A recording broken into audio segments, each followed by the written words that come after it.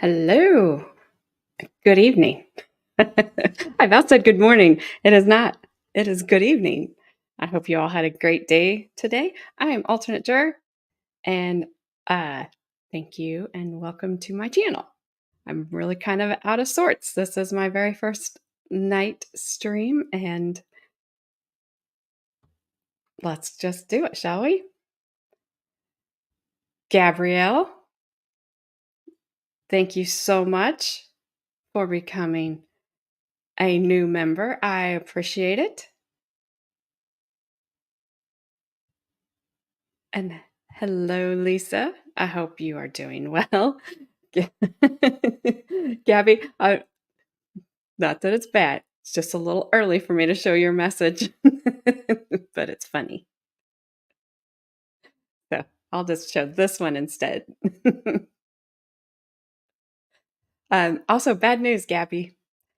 The AI at YouTube flagged my Lollipop Guild and I had to replace it with some other music. So I could either mute it or replace it.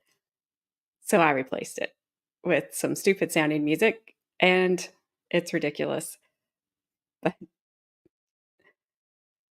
I don't even know. I give up on the whole copyright thing. It was 26 seconds. So I don't even it's like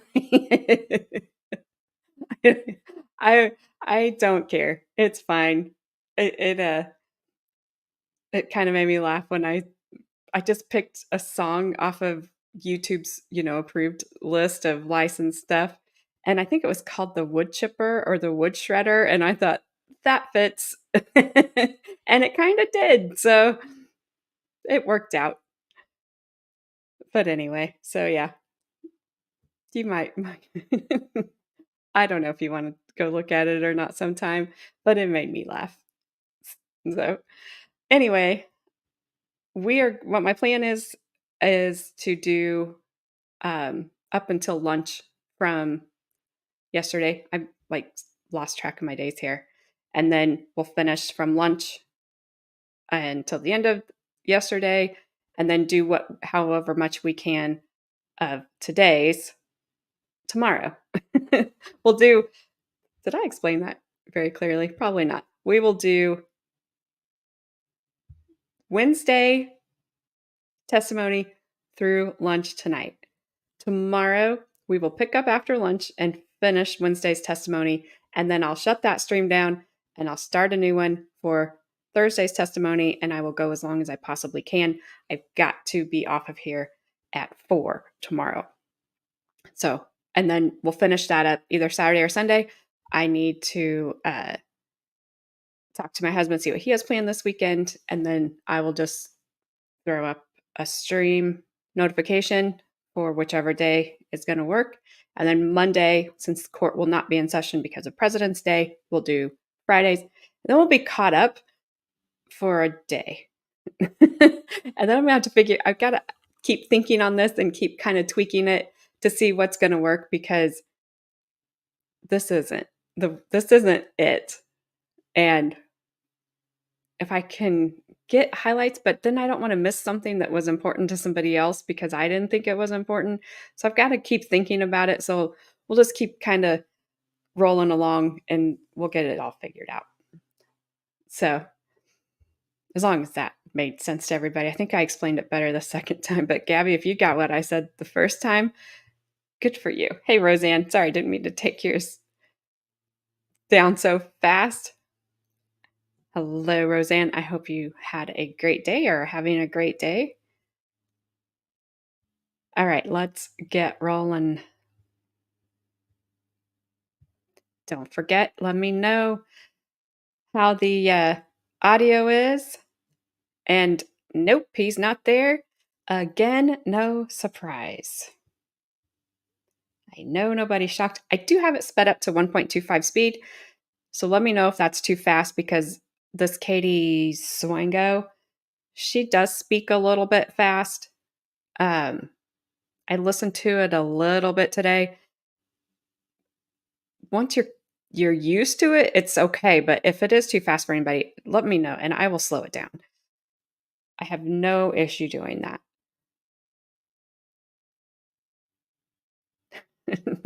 I I have not I have well, this is yesterday. Yeah, I haven't heard anything except for me just trying to play it a little bit and to see if I could speed it up or not because I knew she was speaking a little faster than the others. Definitely not as slow as Kayla and the lollipop lawyer the first time. So, like I said, I have no problem. I'll slow it down. Let me know. And here we go. Please be seated.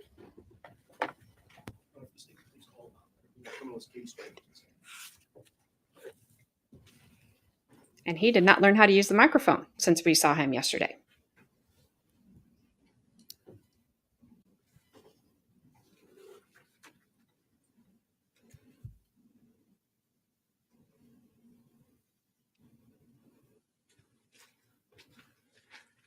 I agree. Rude.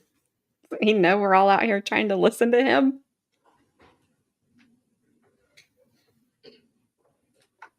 That's weird. It's not.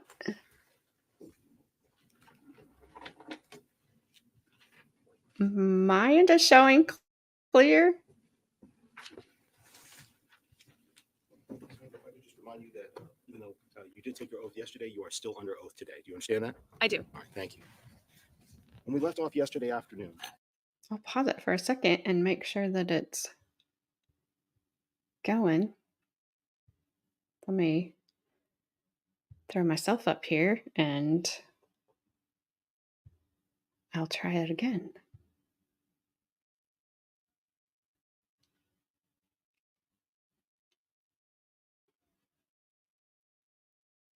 Okay, well, let me know. It's not out of focus on my end.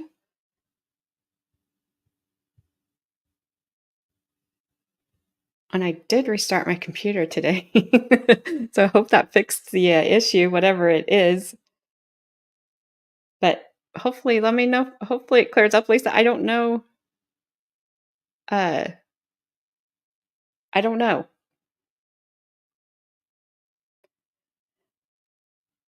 All right, Roseanne, you got my attention. What did she say or he say? Or I'm not familiar. I think I've heard the name, but I've not watched.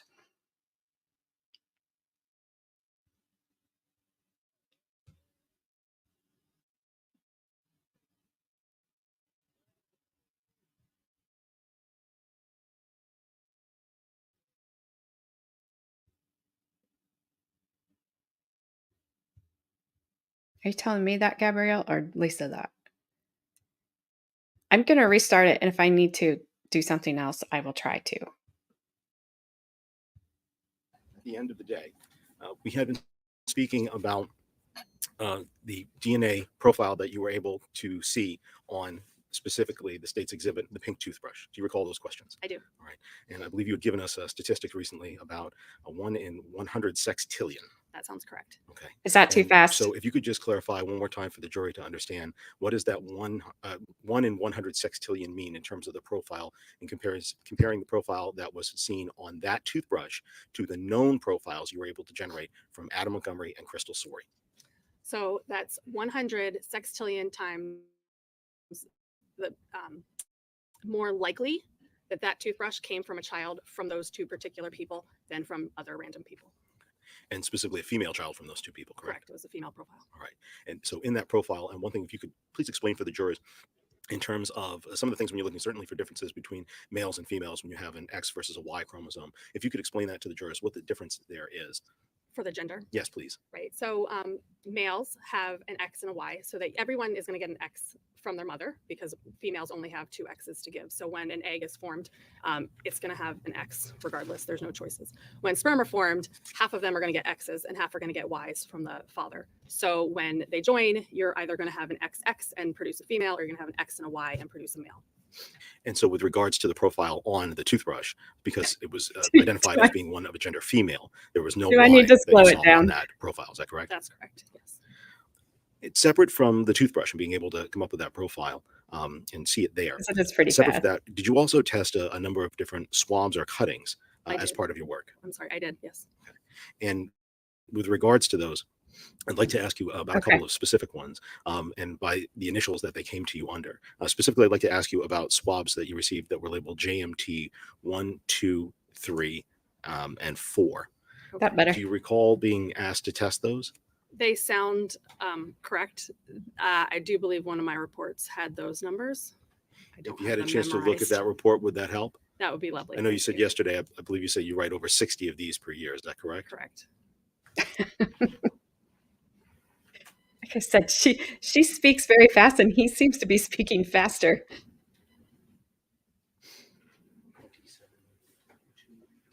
Yeah, well, that's normal. So the only other way I can go is down slower. Yes, you may. Swango, I'm handing you a document. Can you tell me what that document is? Yes, it's my January 19th, 2022 report. And that's what it is. It's 3 pages of report. When you generated that particular report, was the information fresh in your mind from the work that you just completed on the swaps? Yes. So I'd ask you to review it for a moment. And then afterwards, I'm going to ask you a series of questions about a couple of different swabs that you tested on that day. Okay? Okay. Just the JMT 1 through 4 swabs? Correct. Okay.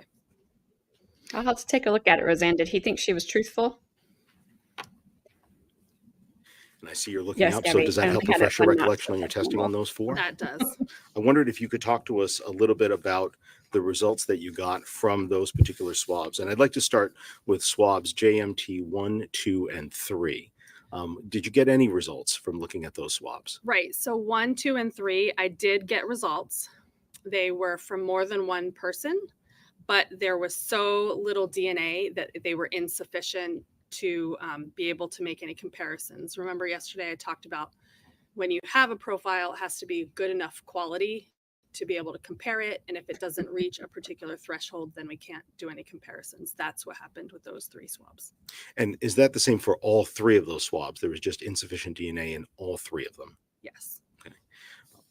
When you do have a situation like that where it just is insufficient, does that mean that you can draw any sort of conclusions from it one way or another, that it's definitely one individual or definitely not, or that it compares to an unknown person versus a known? Can there be any conclusions drawn? So we can, usually we can tell at least if it looks like there was one person or more than one person, which in this case for those, all 3 of those, I said they were more than one person.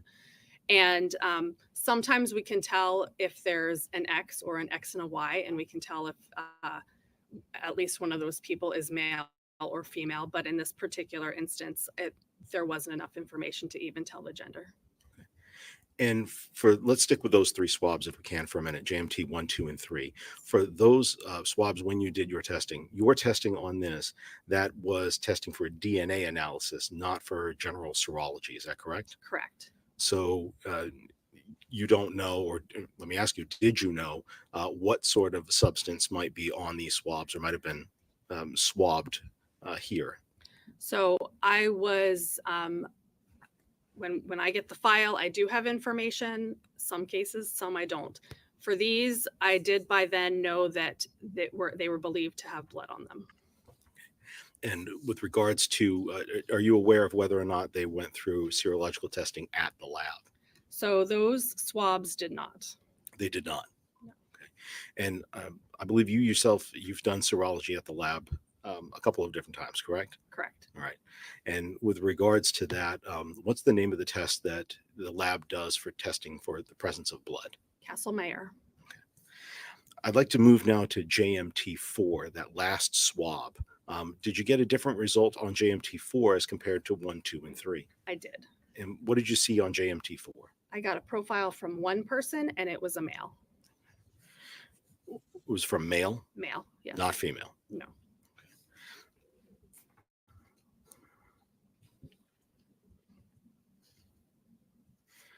And let me go ahead and ask you, were there several other swabs that you tested in this matter? There were.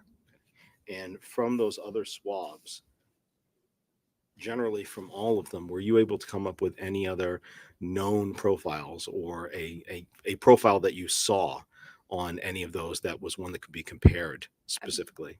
I believe there was one other sample somewhere that had a female profile, if I remember correctly.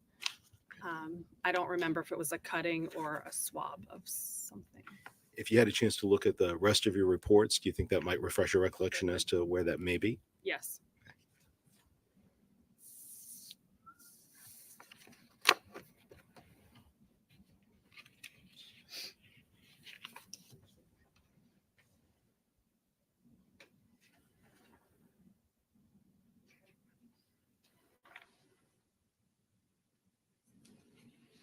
Let me hand those to you from this one.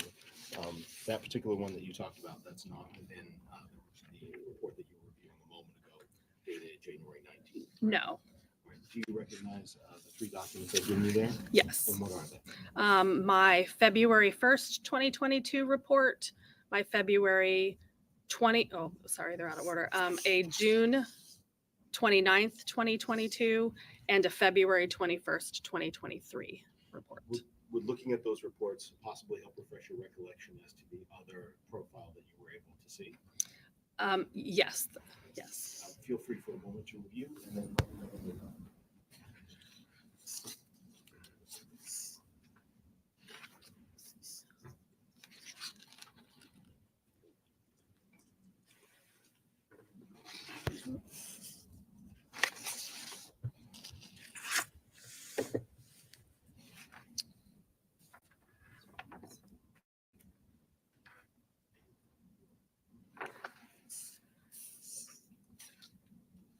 I think I was incorrect. There was a hair that was female, but it was not actually good enough for comparison purposes. Okay, so there was a hair that you looked at, but it was not suitable for comparison purposes. Right. And everything else, it does look like you're correct. They were not anything that I could compare. Let me ask, with the work that you did do in this case, at any point did you make anything called a cutting or take a separate sample out of what you had been provided? I did not. You did not. Let me just have a moment, please, Your Honor. Yes.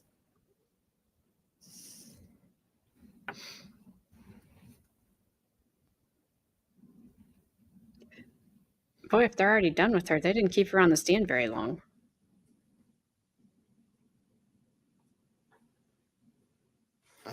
Ms. Swangel, one more quick series of questions. With regards to the known profiles you were able to develop, not only the one for Adam Montgomery, but also the one for Crystal Sorey, and then with this profile that you were able to see on the toothbrush, the 1 in 100 sextillion. With those three profiles, what were you able to do with that information? Is there a place where that goes, or is there a place where that type of information is shared? The only place that we would have to share anything would be with the national database, and I believe the profile from the toothbrush was sent to them for the missing persons portion of the database. That's my recollection. That was not something I did, but I believe that is what happened. And then the profile from Adam Montgomery was put in. Was put into that database. Yes. Okay. Thank you very much, Criminal Swingle. I don't have any further questions for you. I believe defense counsel will have a few. Okay. Oh, here she comes, our favorite person. Good morning. Good morning. How are you? Fine. I do have a few questions, and you clarified a few things for me. Sure, if you don't mind. Okay. Just let me know when you need to look at a report, and then the jury will understand that you're reviewing your report when you testify. Okay. So one of your first duties, you said that you had two sort of roles in this case? For the most part, I did just DNA, but there was one report that I wrote that was serology. And that was in the beginning of January of 2022. That sounds correct. I believe I started it actually on the 9th of January that year. Okay, and that was because a whole bunch of stuff went to another criminalist who normally does serology. So you checked a few things to get them done quickly. Correct. So all the evidence came in and they were asked to rush it, and it was a Friday, which is when they all happened to happen. And because I was planning to come in on Sunday, he did what he could on Friday. And on Sunday, I was tasked with trying to get these couple items in particular tested and started for DNA. Okay, and so one of things don't simply, let's take swabs where people think the collector thinks it's possible blood. Okay. Yes. Somebody at a scene has collected a swab and thinks it's possible blood. Doesn't go right in for a DNA analysis, right? Not usually, no. Okay. It often goes to serology for intermediate test to see if there's a presumption that it's blood. Correct. And if it turns out that it's presumptively blood, it goes on to the DNA lab. Correct. And it may turn out to be DNA and it may not. Correct. And then if it is DNA, you may be able to get a profile or you may not. Correct. And if you get a profile, it may be sufficient to compare to a known sample or it may not. Correct. Okay. So these are all the steps that are generally happening in the lab in a case where swabs and samples go to the DNA lab. Absolutely, yes. Okay, and when you did your serology testing in this case, and I think the numbers on them were swabs BEO5 and BEO6. Yes, they are the correct numbers. Okay, and one of those swabs was negative for blood. I believe they were both negative for blood. Okay, one of those swabs was negative for blood and sent on to the DNA lab. They were both negative and both sent for DNA. All right. So let's talk about well, Just let's trying to not correct her do question. them both together. You're right. BEO5 or 6 was negative for blood but sent on to the DNA lab. Both of them were negative for blood and were sent to the DNA lab, yes. Okay, but BEO5 Those are the correct numbers. BEO5 was Yes. negative for blood and sent to the DNA lab. Yes. And then BEO6, you actually got a little more information in your lab, right? In the DNA portion, In the DNA portion. that's the report that he took away. So I think so, but it was not, again, it was still not comparable. Do you have 19 with you?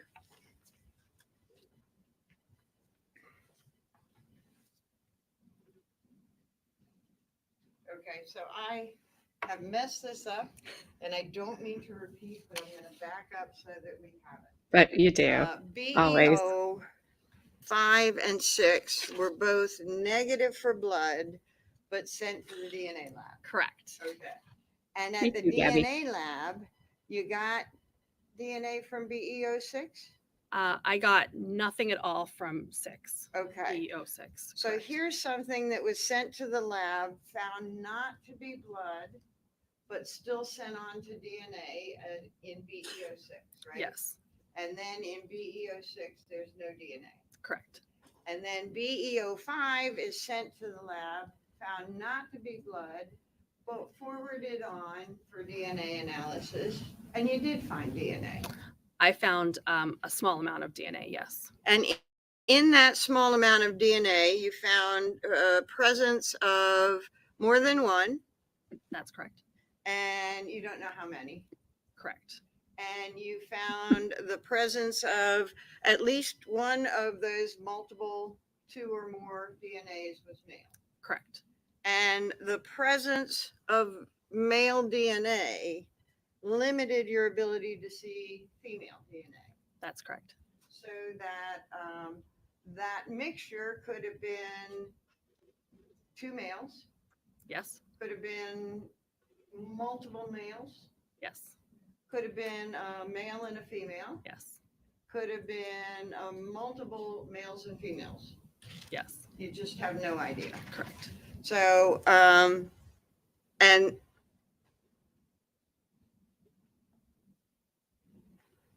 I want to talk about some of the reasons that might lead to that insufficiency determination. Okay.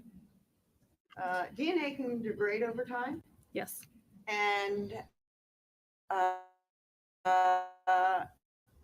you may 2 years later find DNA or not.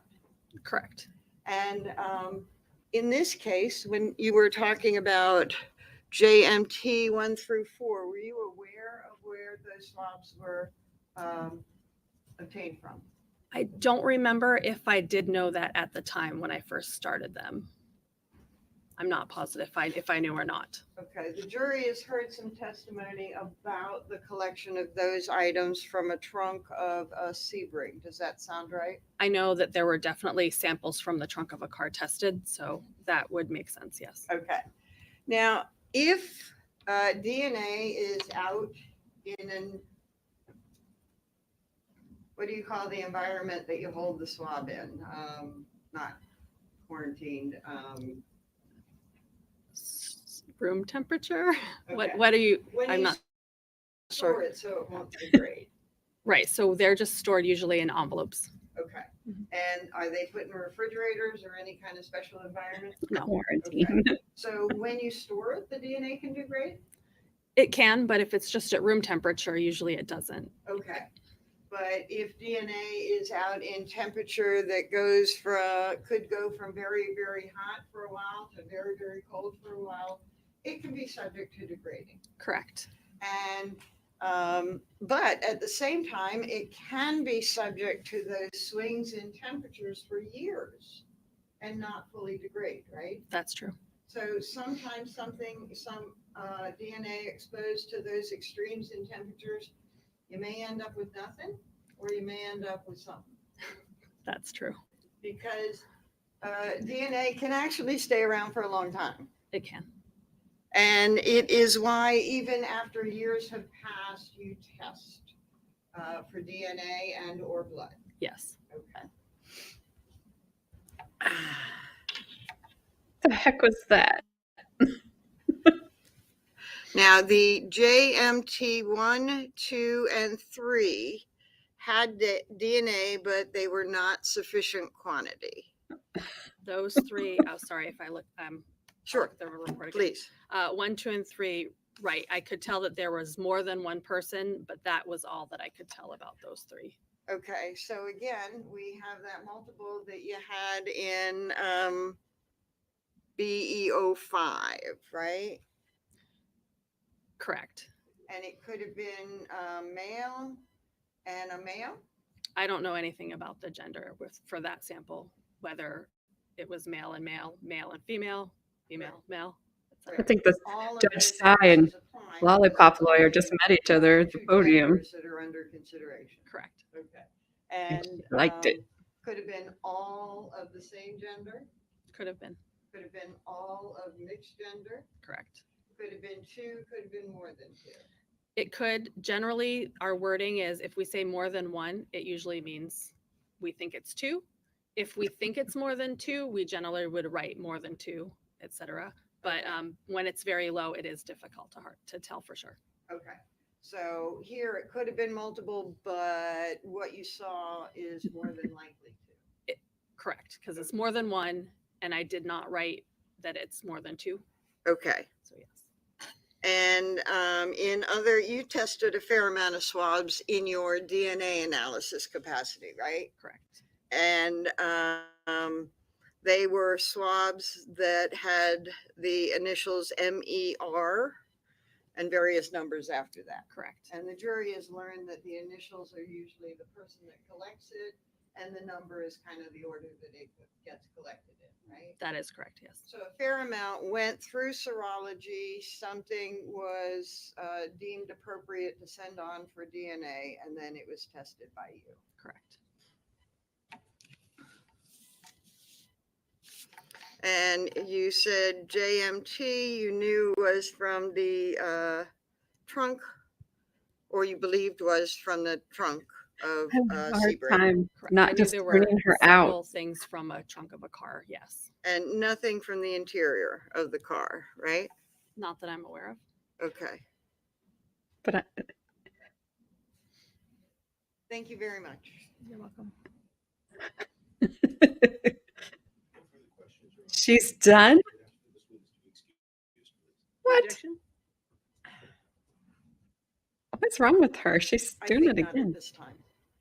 there's one more criminalist, perhaps, and then I will give an answer. So she's not excused. Can you just say that?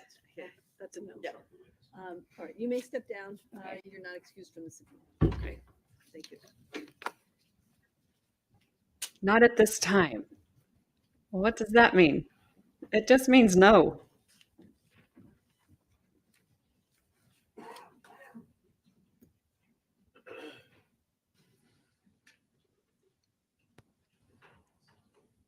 Like I said,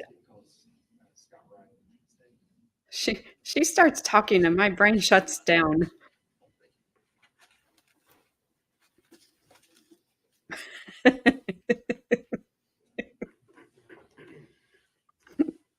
Hey, I was thinking about him today, and I am very jealous of his skin. It was very nice.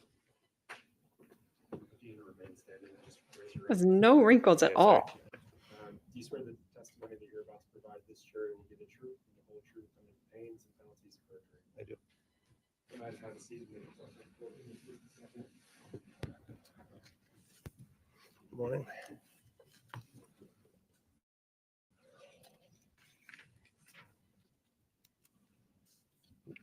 To push that. Yes. Oh.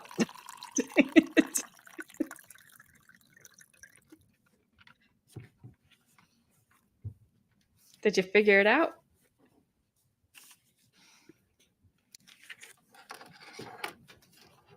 My name is Humpty.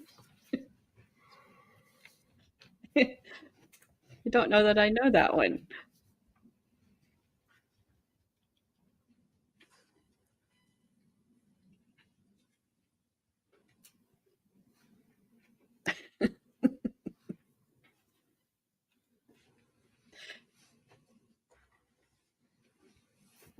Every time. And all I can think of is the movie Liar Liar. Every time.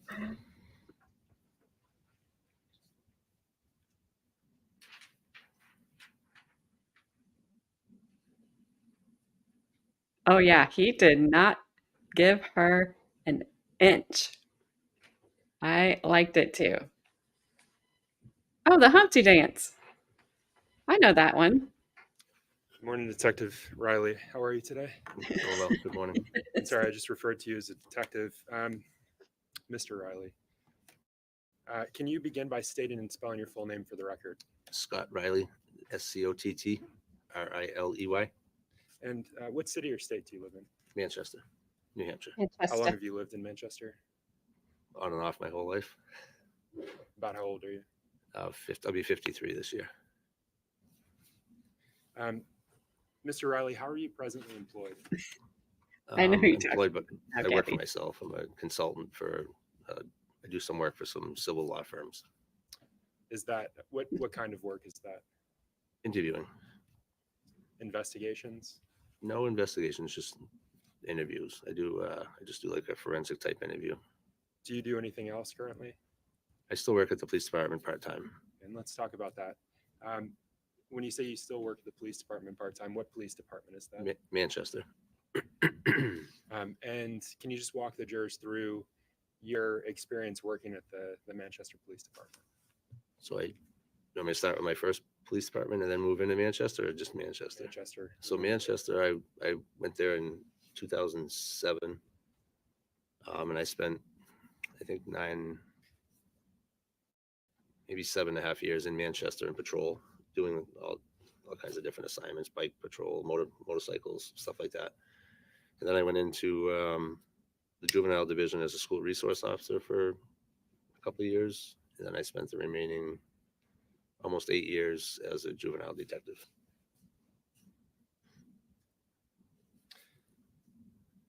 What kind of things did you do as a patrol officer? Respond to urgent calls, anything from traffic stops to urgent, could be bank robberies, anything, whatever's needed at the time. And is it pretty typical for officers that start at the Manchester Police Department to work patrol for some period of time? Yes, it is. You mentioned going into the juvenile division and working as a school resource officer. I did. How long specifically did you do that for? 2.5 years. If I recall, I don't really know exact. I think it was 2 maybe 2.25 years, 2.5 years, somewhere around there. And you also mentioned eventually becoming a detective in the juvenile division. I did. What did you do? What were your assignments and duties in that role?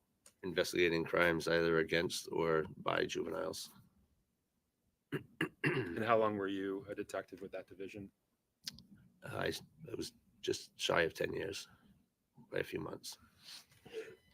Earlier, you mentioned prior law enforcement experience prior to the Manchester Police Department. Can you tell the jurors what that is? I worked at Hooksett Police Department. That's where I was originally hired in 04. And I worked there from 04 to 07. Then I transferred over to Manchester. Mr. Riley, did you graduate from the New Hampshire Police Academy? I did. What year did you graduate? The 135th Academy, and it was in 2004.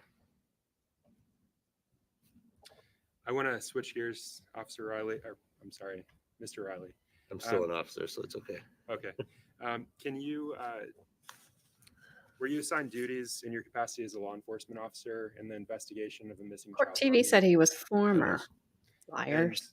Can you just describe generally your role and involvement on that case? It began with everybody pretty much in the division because when it first came in, it was fast paced. They kind of grabbed everybody they could to work on it. So the assignments in the beginning were kind of just, they'd have like a morning meeting and they would decide, you're doing this today. There was nothing specific. And then it morphed into, I was assigned monitoring jail calls, jail mail, jail messages. I was involved in some interviews. I mean, I didn't have like a specific assignment. Whatever was needed, they just assigned it to us and kind of we ran with it. Did you say it was all hands on deck? It was in the beginning, yes. I mentioned a missing persons investigation. Did that change at some point? I believe that's true. It did. Yeah. What did it change to? It changed to more of a homicide investigation. All right, now my camera's out of focus.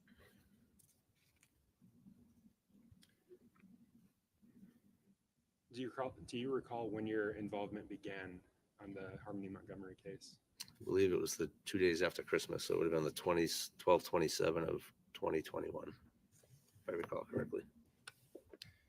At some point in the investigation, did you and the officers with the Manchester Police Department receive information pertaining to the Families in Transition Shelter, FIT shelter here in town? We did. And what led you? What information did you receive that led you to that shelter? I wasn't part of there was an interview that was conducted and information was obtained that maybe that the child was placed in that apartment for a period of time. You mentioned an interview being conducted. Was that with Kayla Montgomery? It was. During your time with the Manchester Police Department, were you tasked with processing that room? I was. I believe that was June 4th of 2022, if I recall correctly.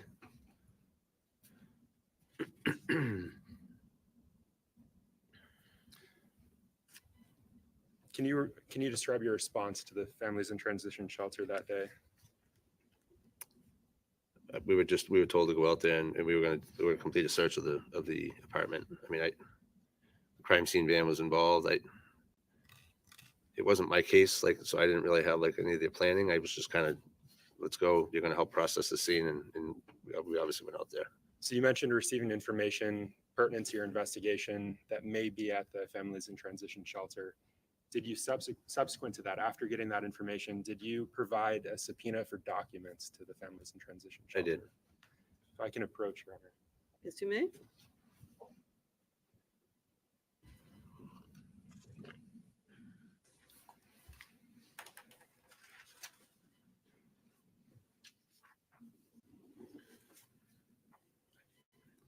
Oh, Gabby, when I was finding timestamps on here today, I heard a great big long, and I heard it twice, courtroom crap dusting. I was laughing. Thought, well, I can't wait for you all to hear this, which I don't know. You may not hear it till tomorrow because I can't remember exactly when it fell.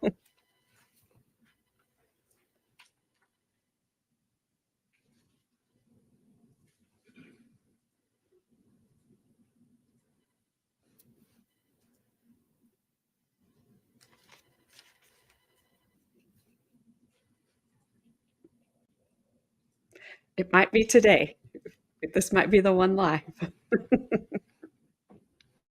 Because I can't remember if it was today, if it'll be on tonight's or tomorrow's, but it's going to happen.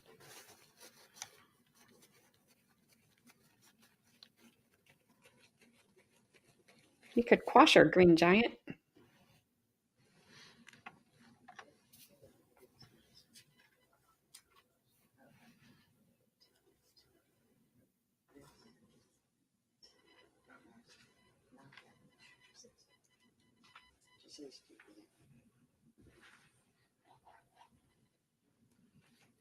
I didn't hear her name.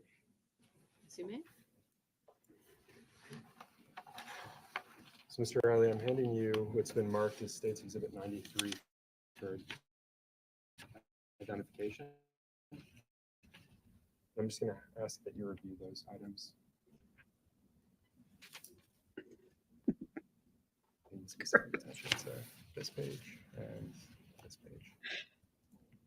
Gross. I don't ever want to see that. Not even in my imagination. It's like pour some bleach.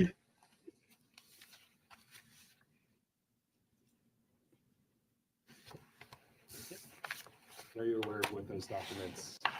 I am. I've never actually read these, but I am aware of what they are. Yes. Okay. Your Honor, the state moves to strike ID of State's Exhibit 93 and mark this vote. Roseanne, I bet you could tell us some interesting stories about strange things you've seen and the dumb stuff people do.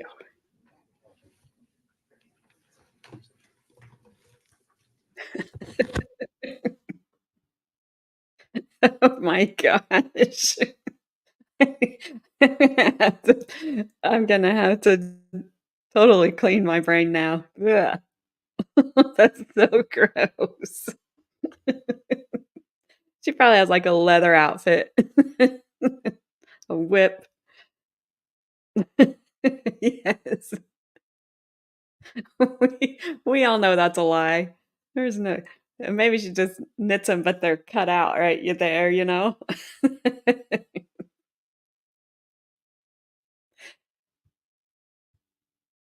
Oh my.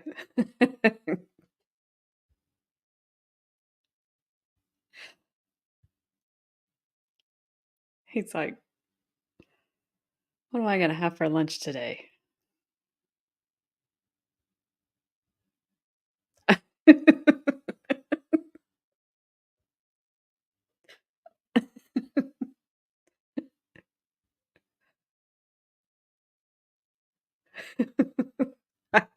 I can only imagine.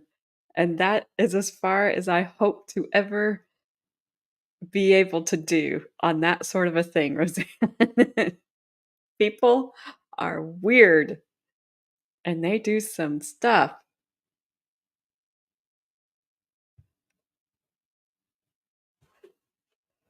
Like, ugh. Especially, and this is nothing against men, but they're the weird ones that are always putting stuff where they doesn't go. Oh, Gabby.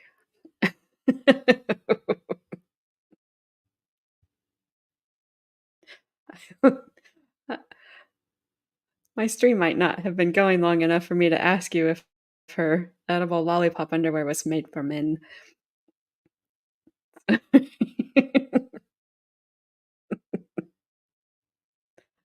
I'm drinking tea, that's all.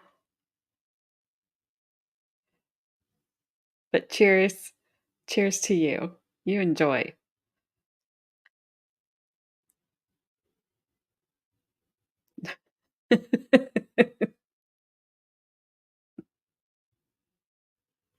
I do. And then I put them in the wood chipper shredder, whatever that song's called.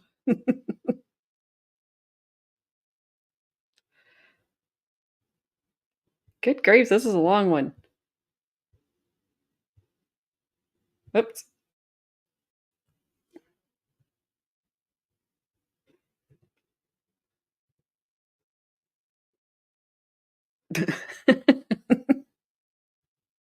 I'm glad we don't have any sister, cousin, brother, father, son, cousins in this one.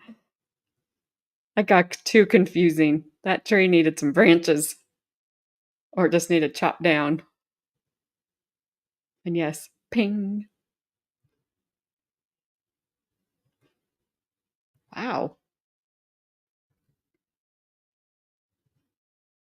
I wonder if they're arguing because it's not his report. But he said he knows it.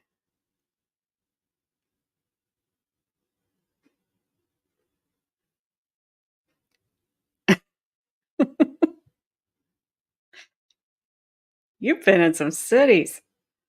Dang. A shaved zucchini.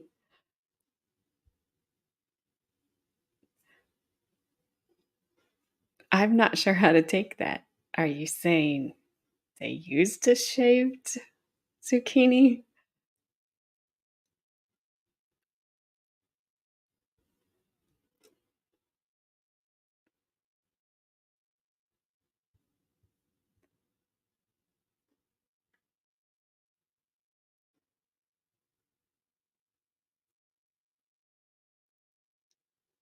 This officer might be singing the Lollipop Guild song in his mind right now.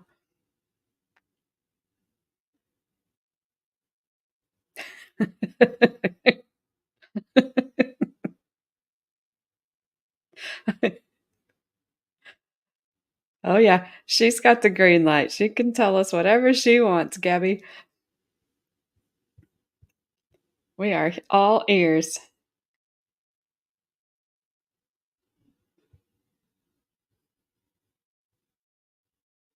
Man, she must really be arguing.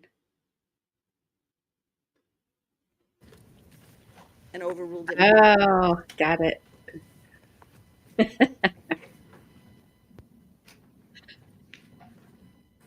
Ouchies.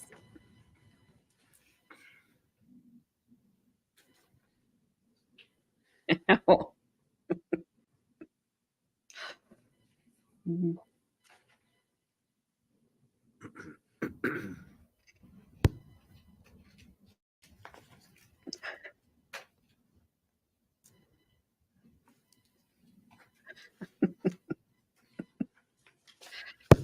Well, she won half of it.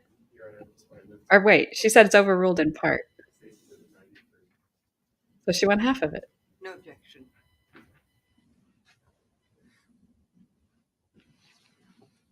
We'll leave these with you, Mr. Or maybe a quarter of it.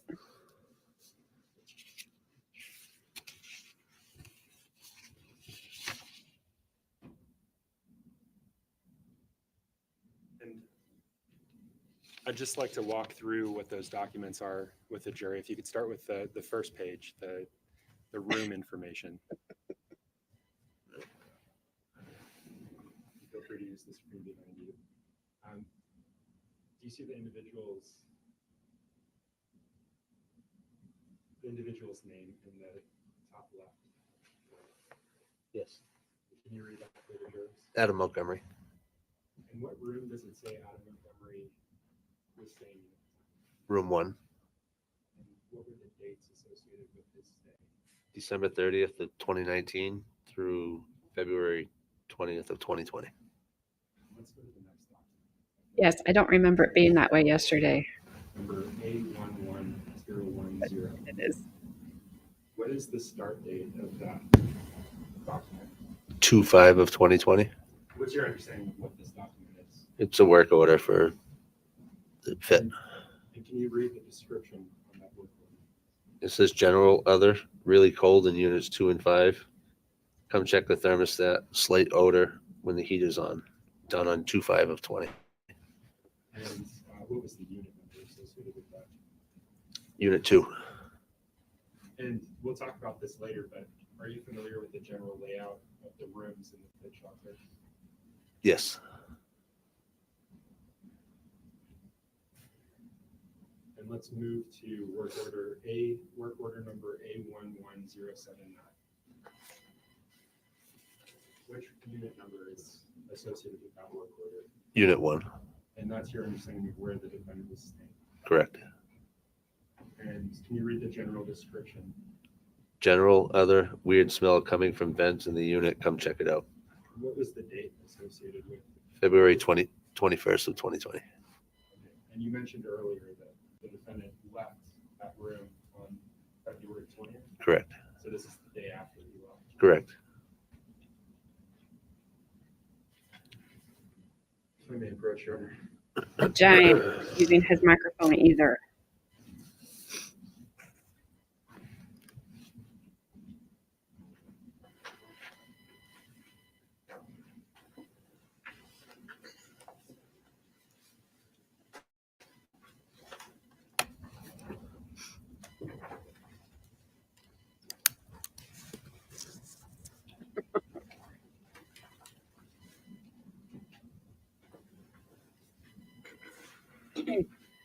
Lollipop lawyer's checking out his booty too. Sitting over there thinking about Judge Sy. Detective Riley, I'm handing you what's been marked and previously published as States Exhibits 31 through 34, and what's been marked for identification as States Exhibits 35 through 39 for identification. Can you take a look at each of those in turn? I'm going to take these records back from you. Can you take a look at each of those in turn and describe what's depicted on those images? This is the. I cannot. Are you gonna put them on the screen too? You want me to hold them I up? plan to put them on the screen, but Okay. if you can just Just this one. talk to me about. Okay. Not sure. Okay, so the first picture is a picture of the front of the families in transition, which I'm gonna call fit for ease. It's the front door. It's really just the front of the building. And the second is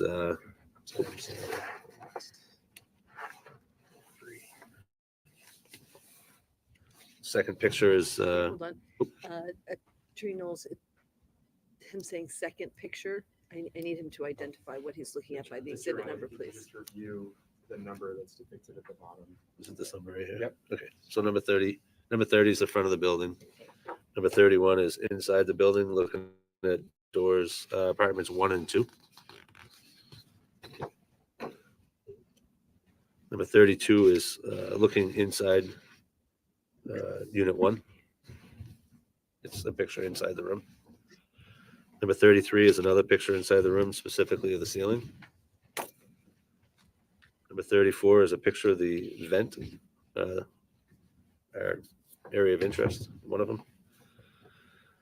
Number 35 is a picture above the ceiling, looking at the an area of interest that I'm sure we're going to talk about shortly. Number 36 is I had placed a measuring tape to kind of show the size of the area of our interest up there. There's Of the shaved zucchini. number 37 is a picture of the ceiling was cut. It was on the floor before they wrapped it. How about 38, 39, 38.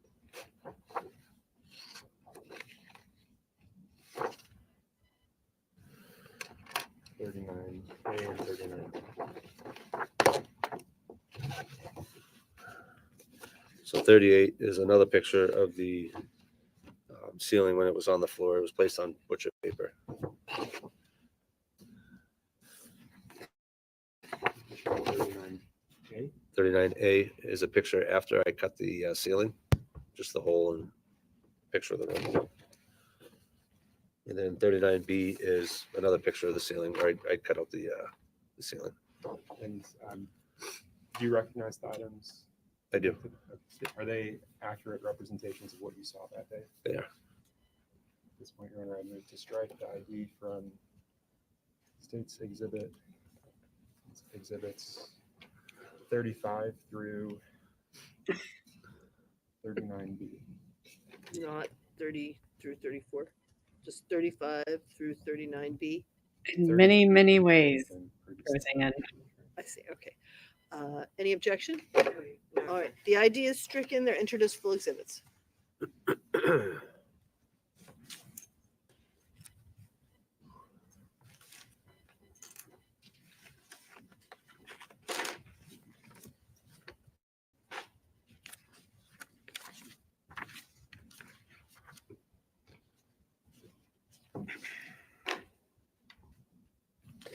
Detective Riley, when you arrived at the Families in Transition Shelter, were you accompanied by anyone that day? Many people, yes. And you mentioned remembering going there. The image that I've just depicted behind you, identified as States Exhibit 30. Do you recognize that location? That's the front of the FIT, yes. And the individuals that accompanied you that day, do you remember their names? Some of them. Okay. One of the Detective worst. Stewart Coswick, Ray Hill, Deputy Duffs, William Duffs is his name. Tufts, I'm sorry, Tufts. Detective Dunleavy. There was a couple supervisors there, I think. So the Captain individuals was that you there. just mentioned, the majority of them work for the Manchester Police Department. Yes, all but one. Yes. Are you Absolutely. aware of where Deputy Tufts that you mentioned? U.S. Marshals.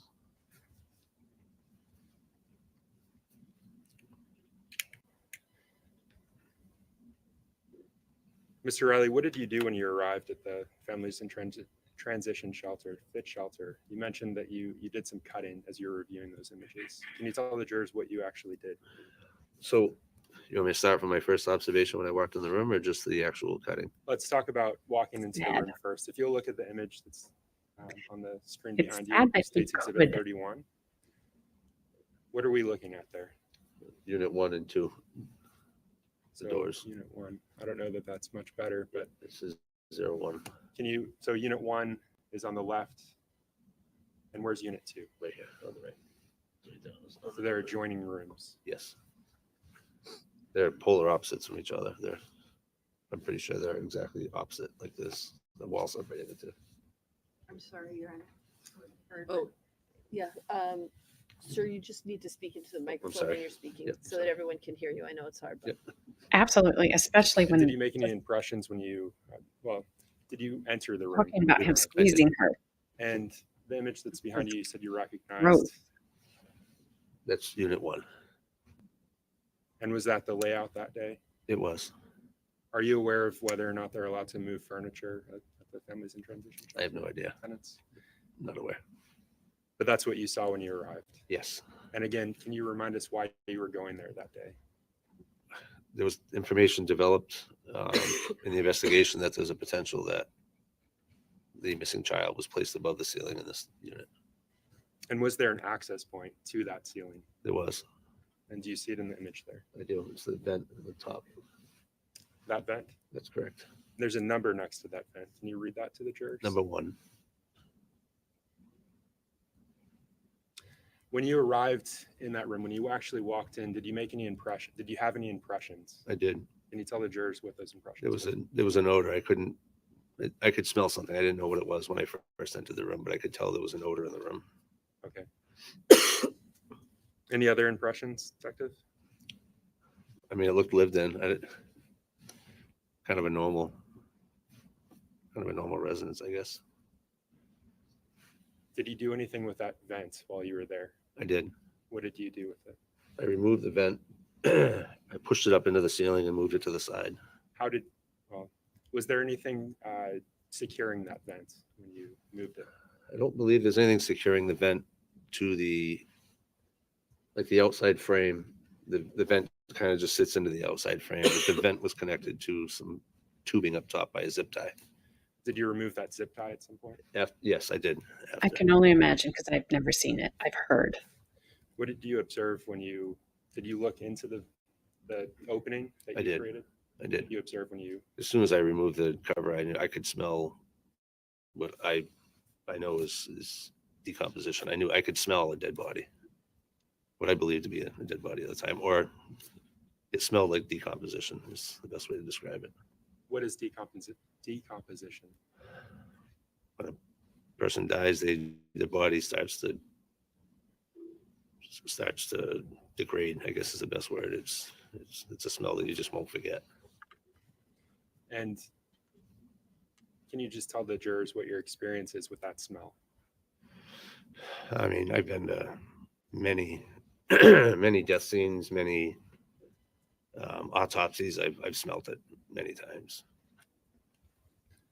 Did you make any other observations when you looked into that vent? I did. And what were those? I could see at first that there was, it looked like a stain right close to the edge of the vent. That correct? And I also noted that you can see the sheetrock dust. And I'm sorry if you can't hear me. It's hard to crank my neck around to see this.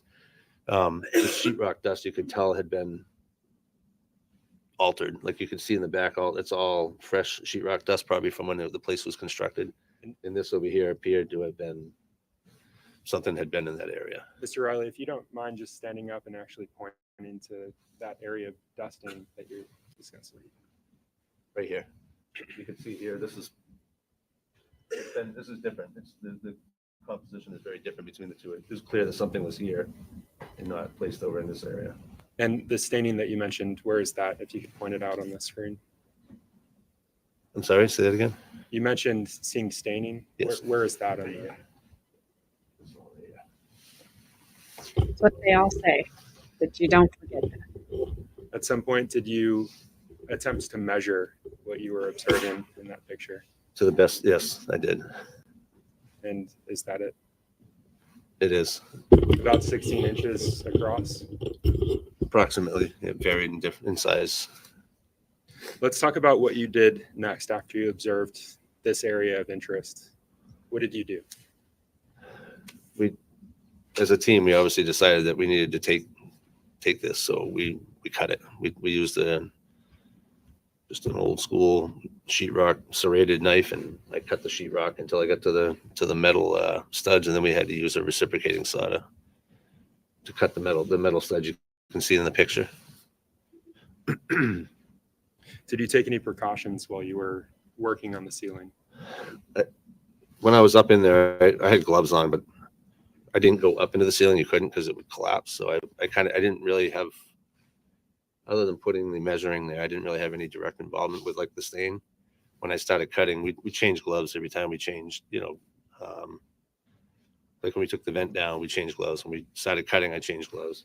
But I was below the ceiling at this point. I was cutting from below. I wasn't up in the ceiling with it. Sure. Were you wearing a hazmat suit that day, or I was not. How about a mask? I was not. What were your working conditions like while you were doing this? It was hot. It was hot. It was hot. Yeah, it was very hot. Sweating? I was. How long did it take? You said you removed a portion of the ceiling. How long did that take?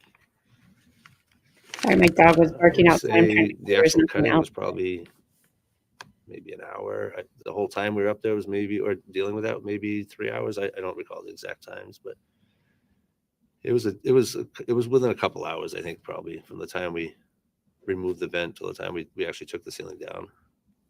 And so you mentioned actually taking the ceiling down. Is that what it looked like? It is. And again, that staining, did it become more apparent once you removed it from the dark area it was in? It did because of the lighting. It was.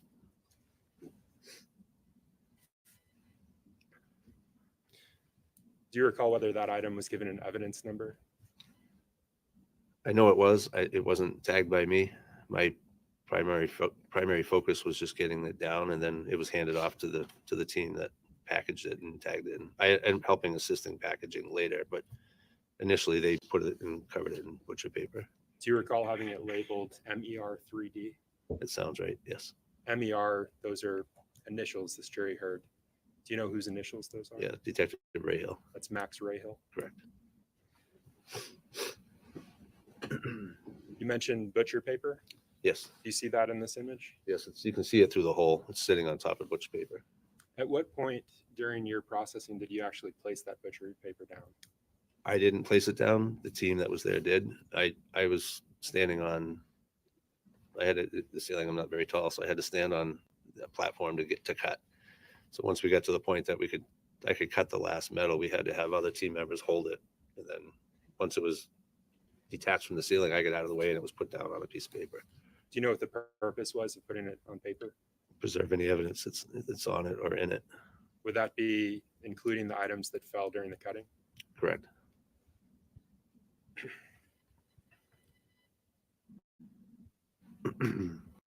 Okay, that picture makes sense to me because yesterday when they said the ceiling tile barely fit in the back of an SUV, I'm like, I have never seen a ceiling tile that big.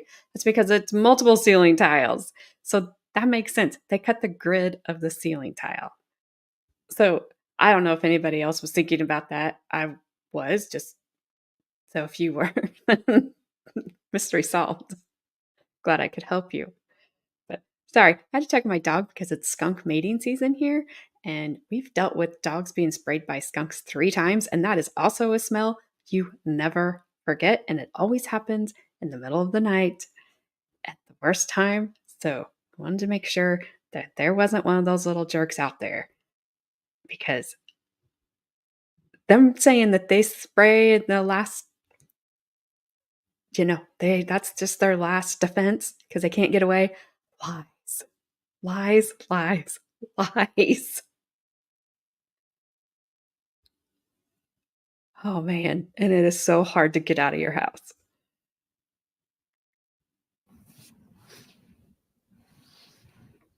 Are you aware of how this portion of the ceiling was handled once it was removed, once you removed it? I know it was placed in the crime scene van, and then I believe I helped carry it up into the evidence room. And then I didn't have anything to do with it for a period of time after that. Were you aware of low points in the ceiling while you were processing it?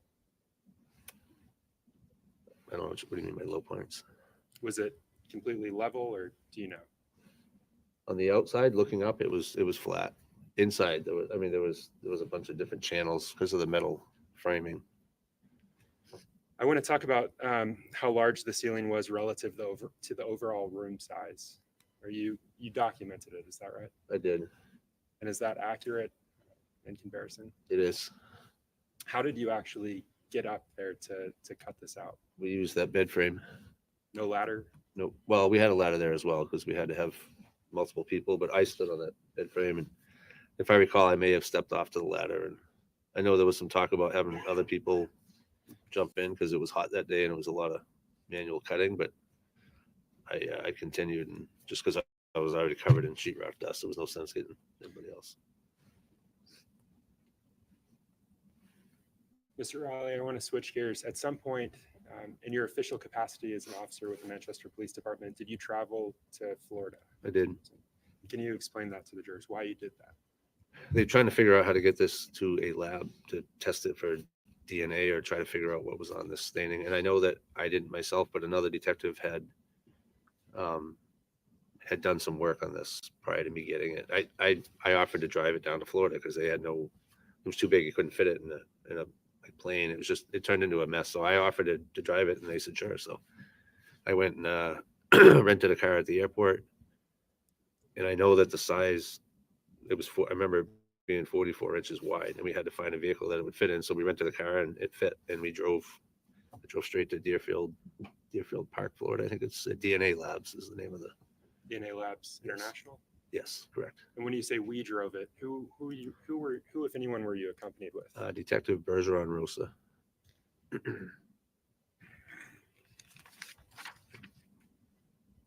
And so you drove it from Manchester to Florida?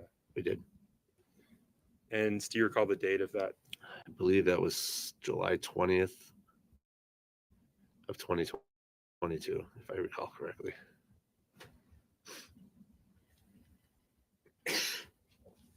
Did you stay in Florida or did you come back to New Hampshire? We stayed overnight. We drove straight through. We didn't sleep on the way down. We drove the whole way.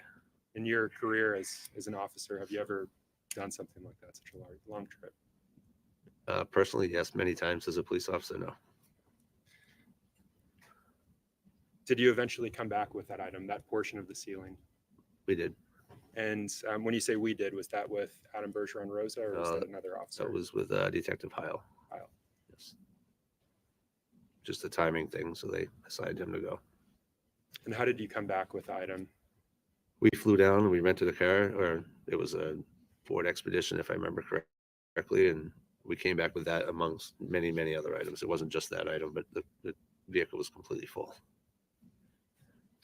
Between the time that you took possession of the portion of the ceiling and the time that you got to the lab in Florida, were you able to maintain and secure possession of that item at all times? They At are all cute. times, yes. And once you obtained it back from the lab in Florida and drove it back to New Hampshire, were you able to contain it, to secure it at all times? We were.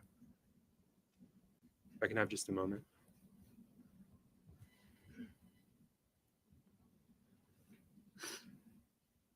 No further questions. Thank you.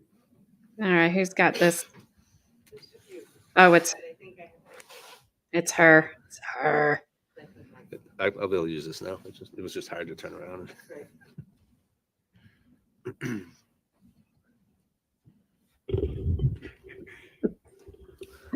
Not as far as I'm concerned. Get rid of them all. Thank you, Madam Court Reporter.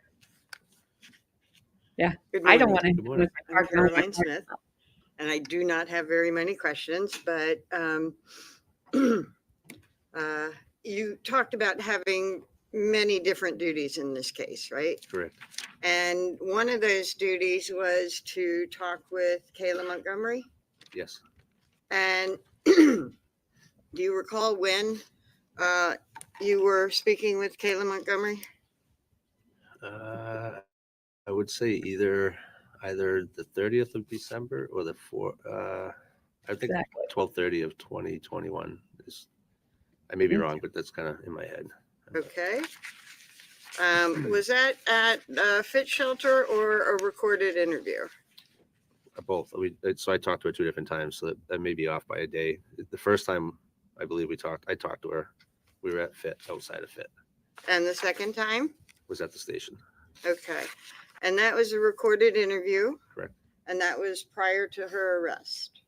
Correct. Okay. Did you advise her that she could have an attorney? Yes. And did you tell her that she didn't have to speak? You wanted to talk to her about missing Harmony? Yes. I don't know if I did or Detective Dunleavy, but she was advised that it was a voluntary interview. Yes. Okay. And you talked for a while. Yeah. Yes, it was. It was And very then at lengthy. some point, I think you all gave her Finished. a chance to be alone and write down maybe her thoughts. Correct. In case she didn't want to tell you all directly, maybe she wanted to write it down and pull her thoughts together. That is correct. right? Yes. And the essence is that and you gave her a fair amount of time, right? Yes. And when you came back and looked at the note, it essentially ended the interview. It did. Okay. Now, another random duty, I don't mean to call it random. You just It were was. jumping here, there, and It everywhere, was very right? random. And Okay. one of the things that you did was, to collect something from the House of Correction that Kayla wrote. Correct. I've been there, Roseanne. I'll tell you about it as soon as this guy's done. Because mine didn't go out the door.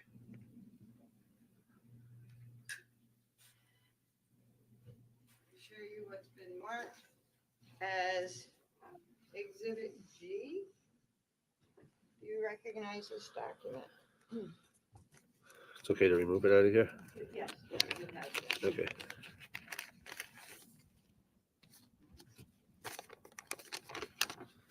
I do recognize it. What is it?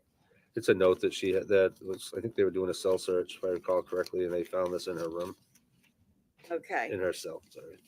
Okay. And so essentially, the police department, someone discovered that this note had been seized, Yes, and you were assigned to go and take the note. correct.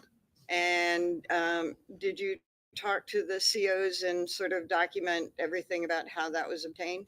Yes, they had their own report. They provided me with their inside report. Okay. And do you recall when that was? I don't. I'd have to see the report. I don't remember the date. I'm guessing early January. I don't recall the date. I have to see it.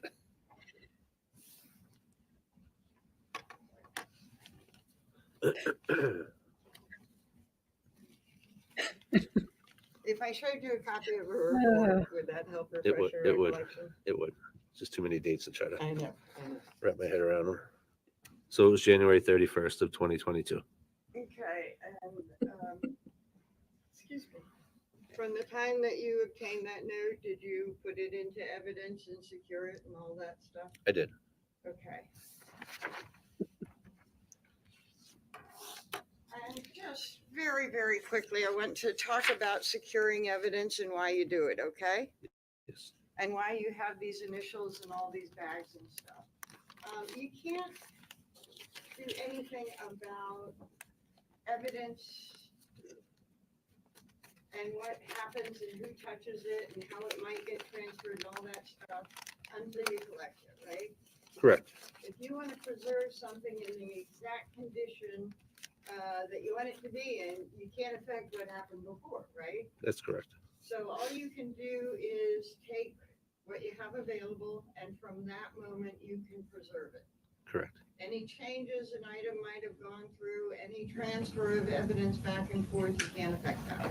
I cannot. But from the moment that you collect it, you're gonna make sure that there's virtually no changes in that item, right? Correct. And one of the ways that you do it is to collect it and put it in a container. Correct. Okay, it might be something like an evidence bag, Could be. and it might be something more, it might be an envelope if it's just a document. Could be. Yes. And in that one, you put it in that clear evidence bag? I believe this was their evidence bag, but I don't recall if it's ours or theirs. This doesn't look like our bag, but it may have been. We have many different types, so I don't recall if this was mine or theirs. Okay, It probably was ours because I believe I took copies of this. So I believe this would be our bag.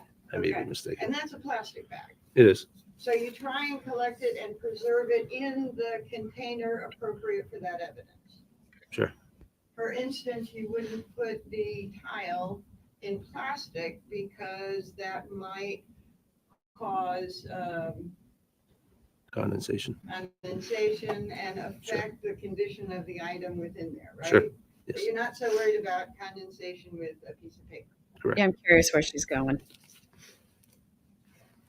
And then when you collect it, the jury has seen items open and it has red tape. This one is sealed just as a product of the bag it's contained in, right? Correct. But other evidence items might have some tape on it. Sure.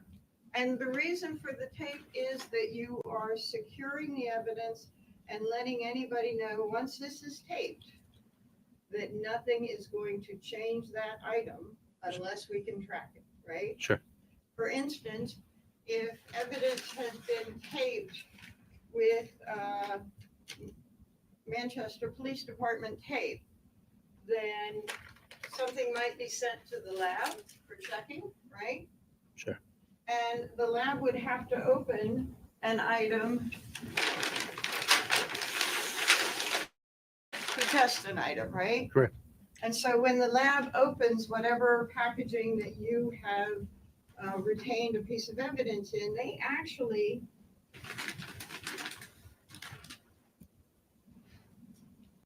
don't open from the top, right? I don't do that. I have no idea how they open it. Sustained. Okay, so one of the purposes of the different color tapes is to be able to track when an item of evidence has been opened from its packaging. I use whatever color tape is available. I don't use it for tracking. I use it to seal the item. That's the only reason I do it. Okay, so if somebody comes along later and opens the item, they have to reseal it to indicate that it's been gone in and then keep the tracking. You don't do that? Overruled. I don't reopen evidence. I don't know that I guess Okay. it's possible it could happen, but I wouldn't necessarily use a different color tape if I did.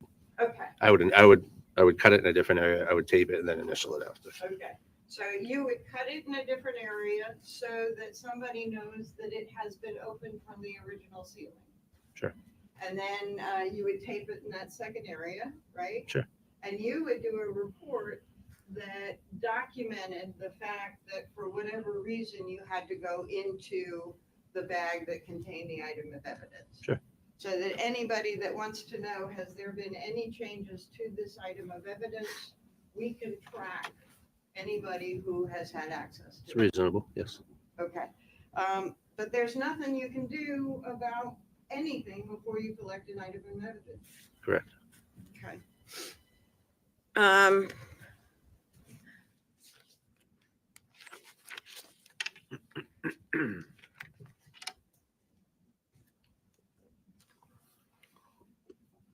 That's a good point. Thank you, Officer. Yes, officer.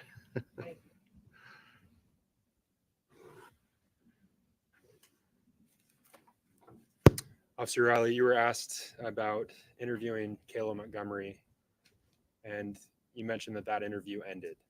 It did. Can you tell the jurors why that interview ended? She said that she didn't want to talk anymore and she wanted to get an attorney. She asked for a lawyer. She did.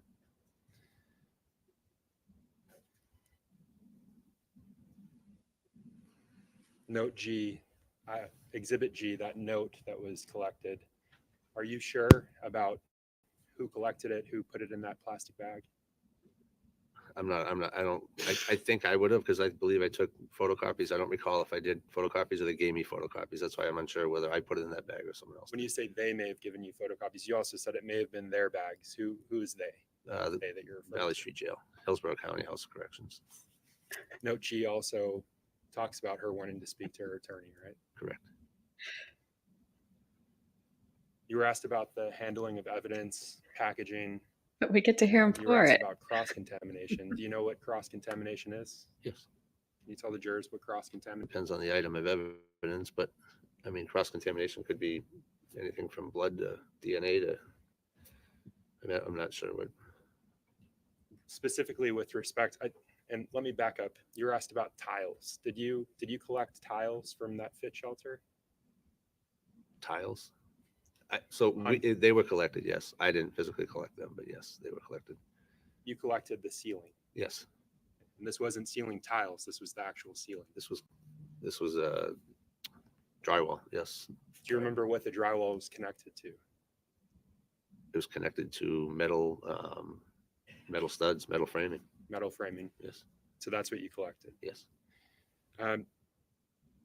After that collection, did you volunteer a DNA sample? If needed, yes, I did, Why was that? because it was sweating so much it was nearly impossible to try to measure and take pictures of that stain. I mean, it was just the sweat was running down my face, so I wasn't sure if I could have sweat and dropped any in that opening when I was up in there. Is that pretty standard when you're collecting items of evidentiary value, of potential evidentiary value, that you volunteer such a thing? Yes, And that's for many detectives, right? yes. I don't have any additional questions. Thank you.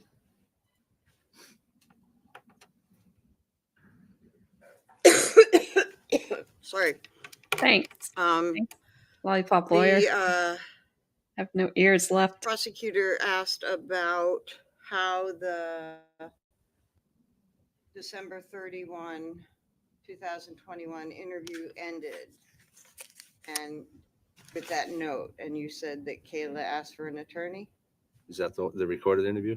Yeah. Yes, yes, she said it. She wrote in the note that she wanted an attorney. Yes. Okay, but the note contained a lot more than I want an attorney. The note contained what she said Yeah. her story was. Yes.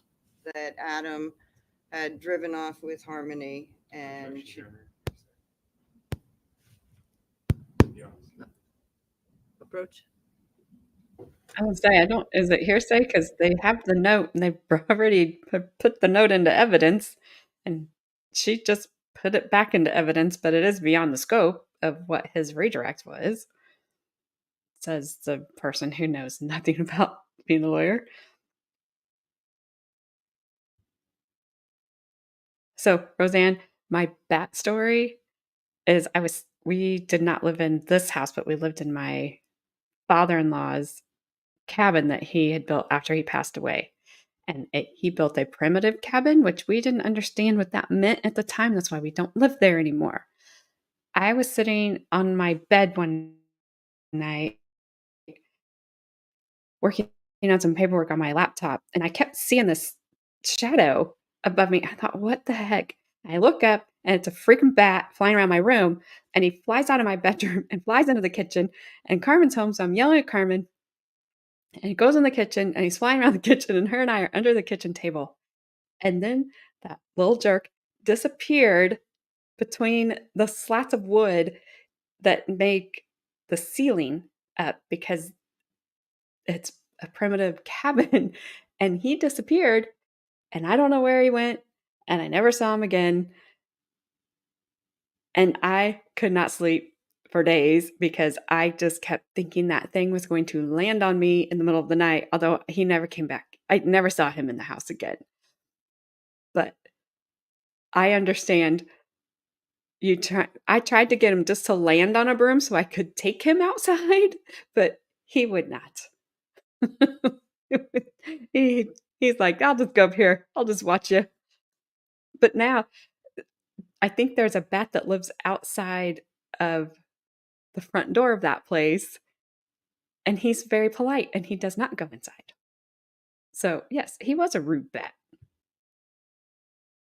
He's a jerk. I like bats. I don't mind bats. I just don't come in my house. Stay outside, eat your bugs, and that's all good.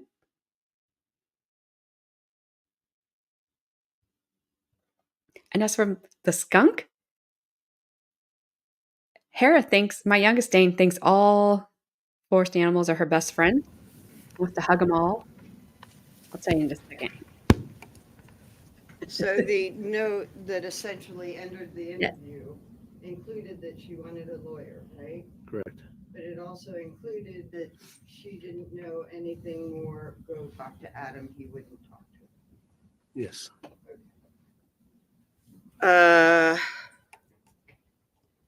Sorry about my misreference to the ceiling tiles. So it's okay. I thought they were tiles too. That's what the guy said yesterday. But he's right. They are drywall. And again, that volunteer of the DNA sample is a lot of stuff can affect an item. And you want to make sure if there's an item of evidence that is revealing information that nobody understands, that they can check your DNA, compare, and see maybe it's that versus something else. Correct. If there's a question about perhaps DNA being found. Correct. Okay.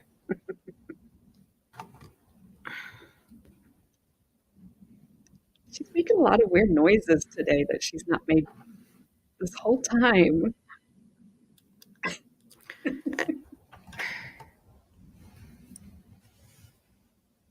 And by the way, note G that you collected from the COs. You remember that? Yes. Okay. That was not the note we're talking about in the interview. That was the note where Kayla had listed her desires in talking to the AGs. Correct. Okay. Thank you. You may step down.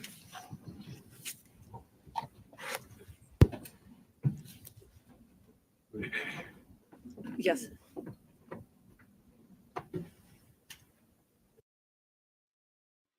So anyway, Hera loves all animals, and they're fenced, and then in the backyard, and we've got a big front yard. We live off the road a little bit, and she got sprayed, her and my oldest. Our mid-morning break. Holy cow, that It's scared the crap out of me. 10:33, so just after 1:15, we'll come back and resume the evidence.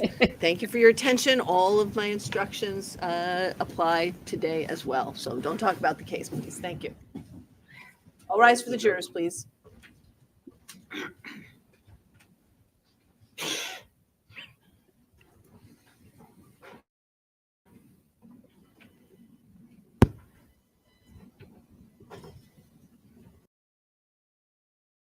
Can he stay during cross and Absolutely. do this?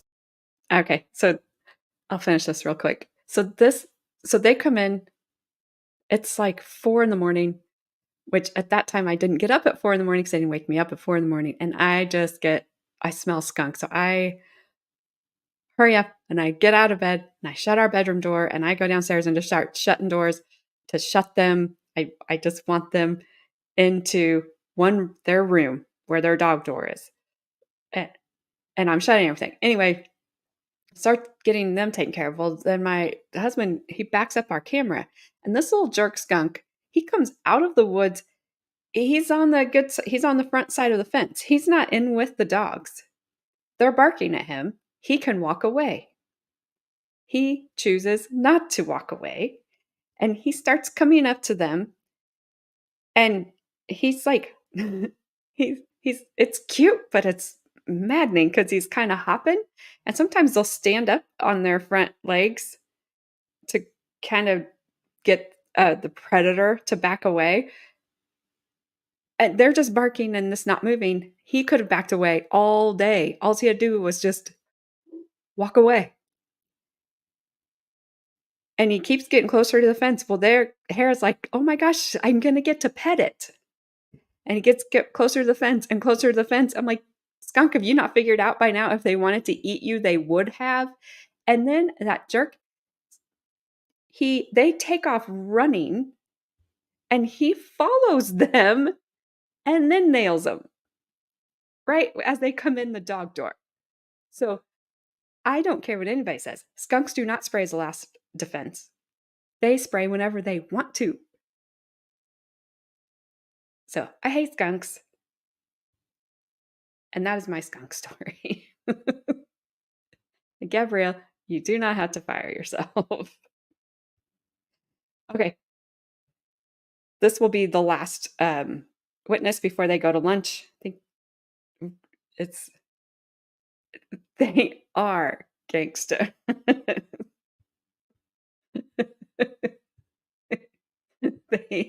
They are. Oh man. Like I said, it was cute watching them. But I was like, why did you not run away, you dummy? So now we are just very vigilant and yeah, well, they've got a couple of their buddies pow-powed with the pew-pew in my yard because we are very vigilant and we see them coming and they're out. They go night-night. Yep. Well, also feels good when they're unalived. So there's that. And then they go smell up my woods while they decompose.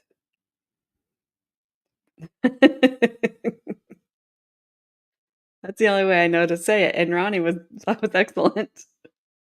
So, okay, this last witness that we're going to listen to tonight, his name is Detective Ray Lamy, I think is his last name. All that butcher paper stuff you see over there, he's going to open some of it and it's going to be really loud. There's going to be a guy helping him open a lot of the stuff, and that's what they're talking about now, that he's going to be in there. So nothing exciting. We didn't miss out much. Do the same thing. To be impartial in terms of his ability to assist the jury in understanding. So if you want him, if you don't, I'll leave that to you, Attorney Smith, but he'll be available to help manage the larger pieces of evidence if you want that. Okay. All right. That's fine. Maybe just introduce him. You know, he's not testifying, but I think it might be useful for them to know who he is. Okay. Very good. All right. Ready to bring in the jurors? I think Attorney Lollipop. Everybody ready? There it is, Abby. Yes, Your Honor, sorry. There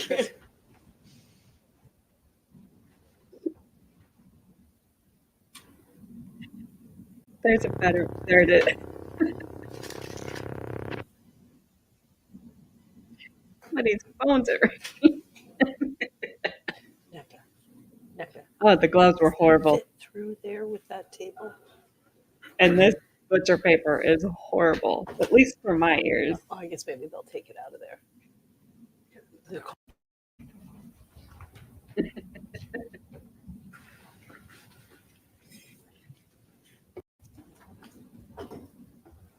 Anyway, I was going to say attorney lollipop lawyer or attorney lollipop lawyer. Lollipop lawyer. I think she'd feel like Stormy. She wouldn't want to stand behind Green Giant in the elevator either. She's just right there.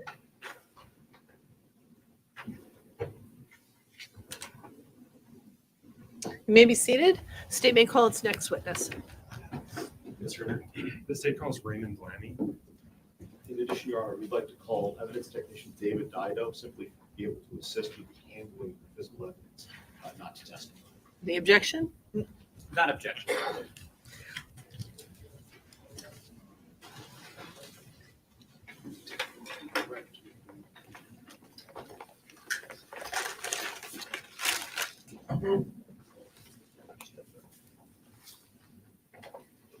And Detective Blammy, if you can just remain standing, raise your right hand. Do you swear the testimony that you're Yeah. about to provide this jury will be the truth and the whole truth under the pains Dear and penalties of perjury? All the rodent. You can have a seat. No lantern bag so far. There's some water there. Keep those. We have plenty here. Or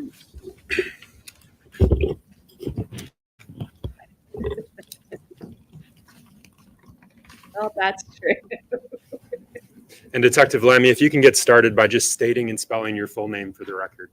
Ray Lammy, Lamy. And Detective Lammy, how are you presently employed? I'm currently employed as a detective with the Manchester Police Department. How long have you worked as a detective? I've been a detective a little over 5.5 years. And what's your current assignment? My primary function is fraud investigation, and I also am a lead in crime scene processing. What are your current duties and responsibilities, Detective Lammy? General investigations of any financial crime from start to finish. When it comes to any major crimes in the city, violent crimes, then we all lend a hand and process those and work on those together. Have you ever had any other roles at the Manchester Police Department? I was a patrol officer for just about 5 years. And prior to that, any law enforcement experience? 2 years in Litchfield as a police officer. Did you graduate from the New Hampshire Police Academy? I did class 163, approximately February, March of 2014. Detective Lammy, do you participate in regular training as a function of your role with the Manchester Police Department? I do. What types of training have you completed? Notwithstanding a litany of financial crime investigations, I've done forensic identification of skeletal remains, blood stain pattern analysis, crime scene processing, death investigations, FARO certified, and crime scene photography. You mentioned the FARO just now. Can you tell the jurors just generally what that is? A FARO is a 3D device that can map out an area, which is useful for documenting measurements and recreating a scene for the jury, such as yourself. I want to switch gears, Detective Lammy. Were you working in your official capacity as a detective, rather? Were you assigned to a particular case involving a missing child, Harmony Montgomery? Yes. And can you just generally describe your role and participation in that case? Majority of my role was helping coordinate evidence processing, liaison between the state lab and private labs, processing of several vehicles for evidence, and also some other various items that were processed. Did you coordinate with a lab in Florida during your participation? I did. And when did your involvement begin in this matter? The beginning of January, we had some initial tips that were phoned in that we went and investigated in Haverhill, Mass. And then a vehicle was processed middle to the end of January. You mentioned the beginning of January. Do you remember what year that was? 2022. You mentioned tips, and I want to discuss that. Are you aware of a tip line related to the disappearance of Harmony Montgomery? Yes, I am. Had you worked in your career as a law enforcement officer, as a detective, had you worked on a case involving a tip line before? I've had tips come in for some of my own cases and financial crimes. I guess I'm referring to a specified tip line associated with this case. I did not field the tips or the calls. I was just asked to follow up on them. You were directed to follow up on them? Correct. And you said one of those was in, did you say Haverhill, Mass? Yes. You mentioned processing vehicles Mhm. during your participation in this case.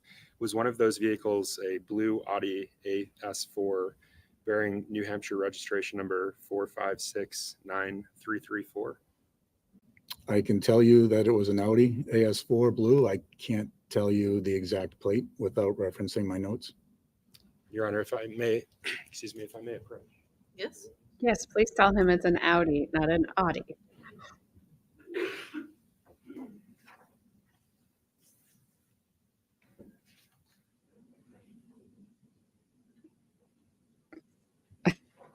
Detective Lemmy, I'm handing you what's been previously published as State's Exhibit 22 for identification or for.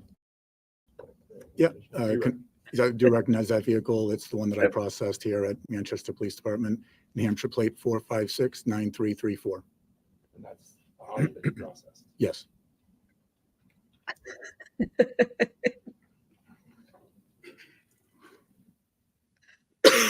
Were you working with other officers or detectives during the processing of that vehicle, stop Detective Lemmy? I was. And how many days roughly did it take for you to process that vehicle? The physical processing of the vehicle took about 3 days, and then there were additional days after that processing the evidence that we took out of it. Was it consistent? Excuse me. Was it consistent with individuals that were assisting you during your processing of that vehicle, or did the numbers change? The members changed a little bit. Do you know a Detective Heil? Yes. How about a Detective Pittman? Yep. The two of them and I were responsible the first day of basically inventorying the vehicle, identifying the majority of the evidence items that we pulled out. And this jury has already heard about the initial processing as you take in evidence. But Detective Pittman, do you know what his initials were? or are? JP. And the items that you collected from that vehicle, were they processed under a specific set of initials? Yes, JP.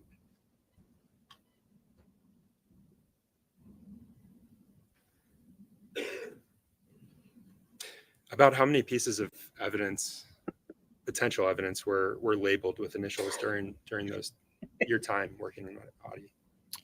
Under the, I would say it's approximately 271.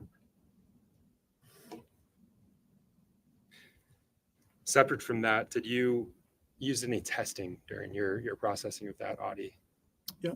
After the first round of testing, or the first round of processing the vehicle, a few items were tested with a method known as a hemistick.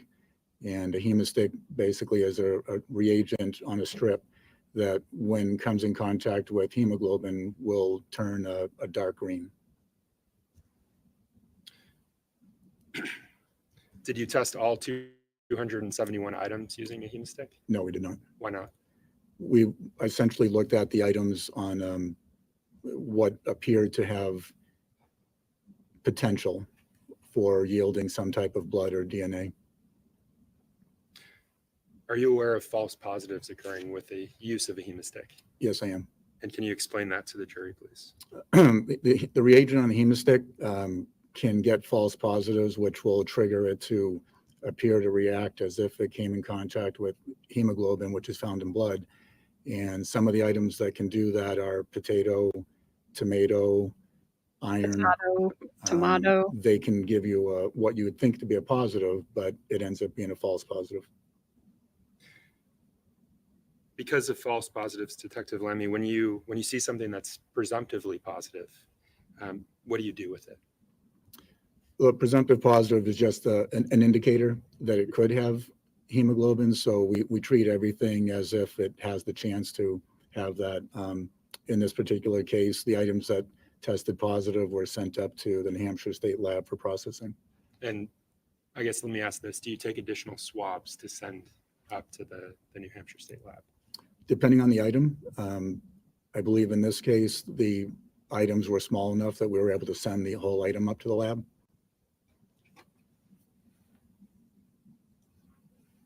On this particular vehicle, where did you use the hemosticks? In the back seat, there was a car part just randomly sitting on the seat, and it was plastic with car insulation, like sound and deadening insulation on it. And there were a couple of spots on that that looked suspicious that I tested. How would you describe, excuse me, how would you describe the condition of the vehicle when you examined it? So the vehicle had what appeared to be, and we didn't test it, but it smelled like it, appeared to have a thick layer of mold all throughout the inside of the passenger compartment. And you previously mentioned working on that vehicle for several days. Did you take any precautions because of that? We wore Tyvek suits, and also not wanting to breathe in mold, we wore a face mask. Of the items that were pulled from that vehicle, did you send any off to the state laboratory? I did. And do you remember which items you submitted? The first three items that we did initially were, I believe, JP 55, which was the car part, JP 120, and JP 122, which were carpeted floor mats. Do you recall submitting item JP 119, 153, 195, 224, 251, 216, 225 to the lab as well? So those were sent several days or a week How are you later when we doing? processed In a while. outside of the vehicle area. Morning. And I actually used a different testing method for that one. What was that testing method? So I transitioned from the hemostic to Kastle-Meyer, which is a similar type of test. It's processing using reagents to also identify hemoglobin. But the Kastle-Meyer historically has been known to provide less false positives. So I transitioned to that and processed approximately 37 items that had come out of the car. And out of that, I believe 6 gave me a presumptive positive, and 1 was a false positive. When you say that 1 was a false positive, how did you determine that? So, and not to get too technical, but the way the test works is you drop 3 drops on a swab. So the swab is used to collect the evidence off of the item. Sometimes it's a dry swab, sometimes it's a drop that's been dipped in sterile water. You rub it on the evidence item, then you drop a couple of drops of what's called phenolphthalein onto the swab. If the swab immediately reacts with just those initial drops, that's considered a false positive, because until you add a couple of drops of hydrogen peroxide, 3%, onto the item, it shouldn't react at all. So in one of the cases, it reacted as soon as I dropped the first couple of phenolphthalein drops onto it. Excuse me. You mentioned this green color when you're using hemosticks. Mhm. Is there a color associated with the Kastle-Meyer test? Yes, Kastle-Meyer will turn a bright pink. And is there a different level of pink that you're looking for, or is it something else? It's not so much the level with the Kastle-Meyer test as it is the time frame of how long it takes to react. So if it reacts immediately, it's a stronger indicator that it's a true positive. Can you still have false positives with, well, I Okay. think you mentioned that you did in this case. Yeah, you can still have false positives with the Kastle-Meyer. So it's just a presumptive test that gives you an indication. Let's look further at this. So Detective, I want to switch gears. I want to discuss processing of a portion of a ceiling. Are you familiar with what I'm referring to? I am. And can you just generally tell the jurors what your involvement was with that? Certainly. So I was aware in my conversations with the team that a large section of ceiling had been gathered. I was also aware that that piece of evidence had been sent up to the state lab for processing. They processed it for different items and did not come back with enough evidence to support there being DNA on the item. I was told by members of the team that they sent a couple of these pieces of the ceiling down to the private lab we mentioned earlier, DNA labs in Florida, to have tested. And they came back as testing positive for blood. At this point, Judge. And- Say. Sustained. I'll redirect, Judge.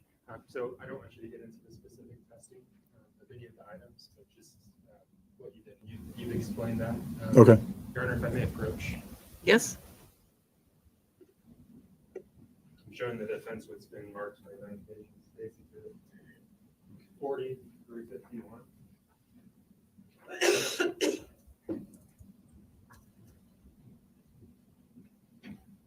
Detective, I'm handing you what's been marked for identification. Identification as States Exhibit 40, Exhibits 40 through 51. And I'm just going to ask that you review each in turn and then look up when you're ready. Okay.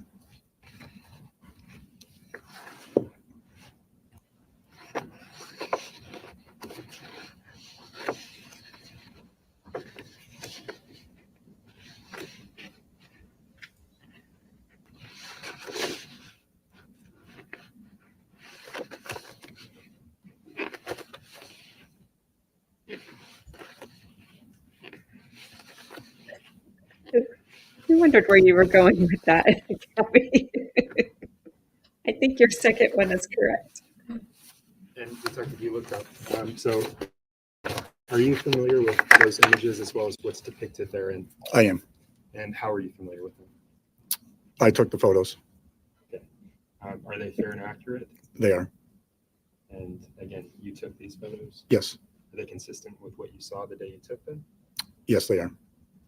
All right, this one I move to strike what's been marked for identification as States Exhibit 40 through 51. Without objection. Without. Without objection.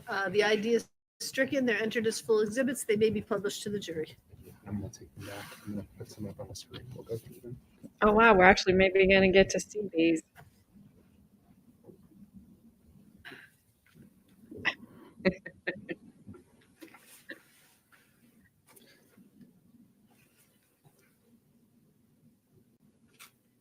So you mentioned being tasked with processing this item. Are you familiar with the item number associated with it? MER 3D, And when did your processing occur? July 15th, 2022. I wonder if it's money related, Roseanne. Specifically, what They're was already the item always that you were short on tasked it. with processing? The MER 3D was a large section of ceiling tile, which was sheetrock with some metal strips on the top of it. And so those No, they images just that I use a asked you microphone. We can't hear to them. look at, I've put one up on the screen behind you. Can you explain to the jurors what they're looking at? Yeah, this is the whole piece of evidence as I examined it that day.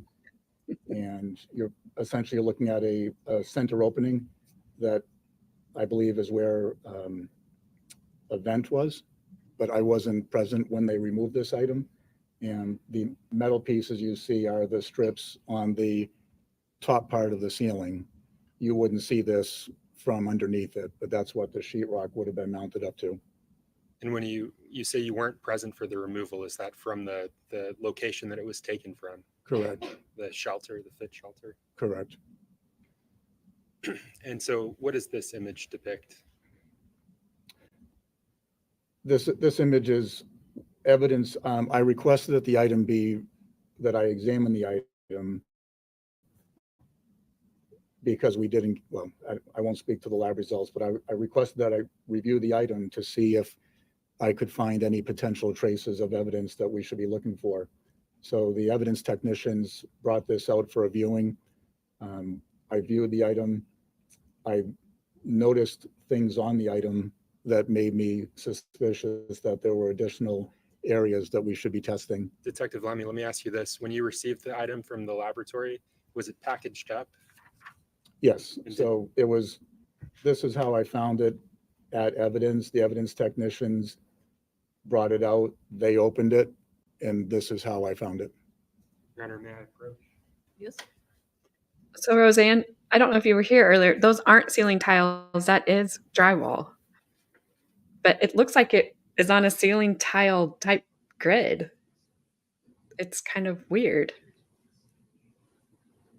Yeah, it looks like something ceiling tile would be on. And maybe it was at some point, I don't know. I didn't build it.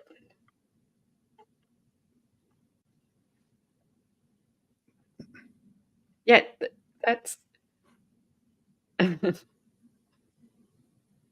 I thought it looks straight up like tile because they kept saying that it wouldn't fit in the back of a car, and I couldn't figure out because there's no ceiling tile that big. But then the other guy corrected it that it's drywall.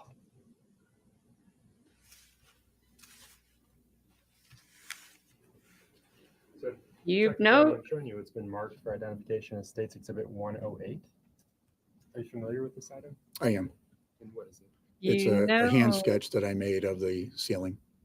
that's dangerous, When we discussed Roseanne. your processing of that portion of the ceiling, how did you process it? So the entire physical piece, as you see it here, was brought into our training room at the police station. It was placed on 2 work tables with that side face up. It was removed from the evidence bag that it was in and placed on butcher block paper on the tables.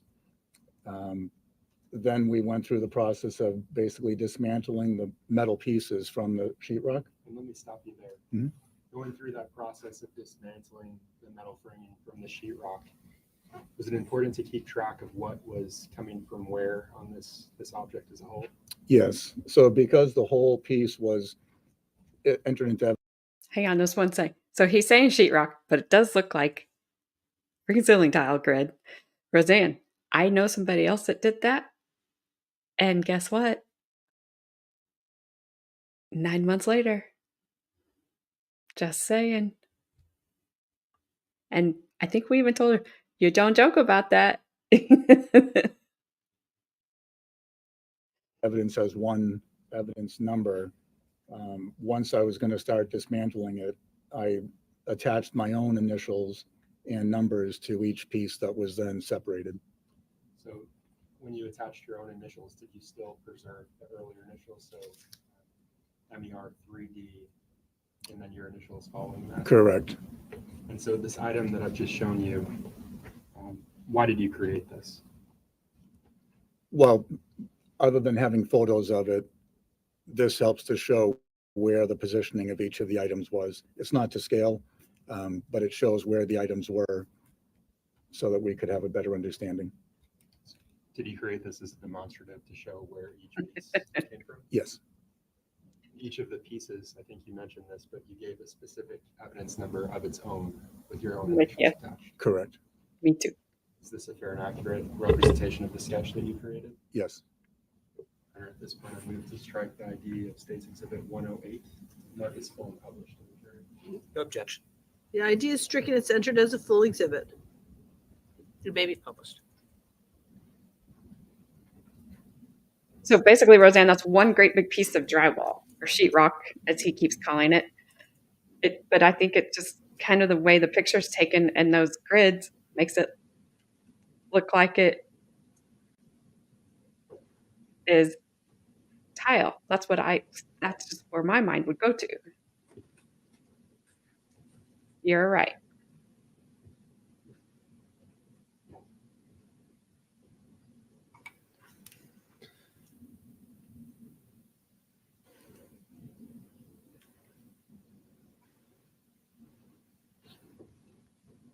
And so I've added the image to the screen behind you. That's States Exhibit 108.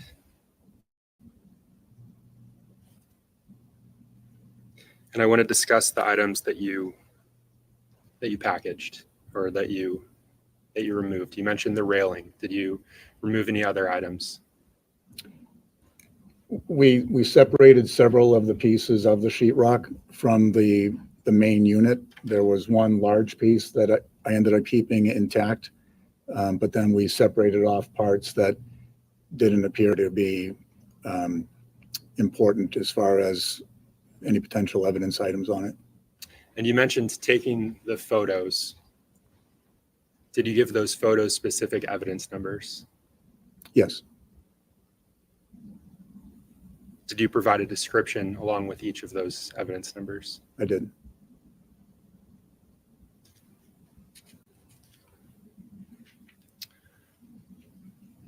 And so can you explain to the jury what they're looking at here?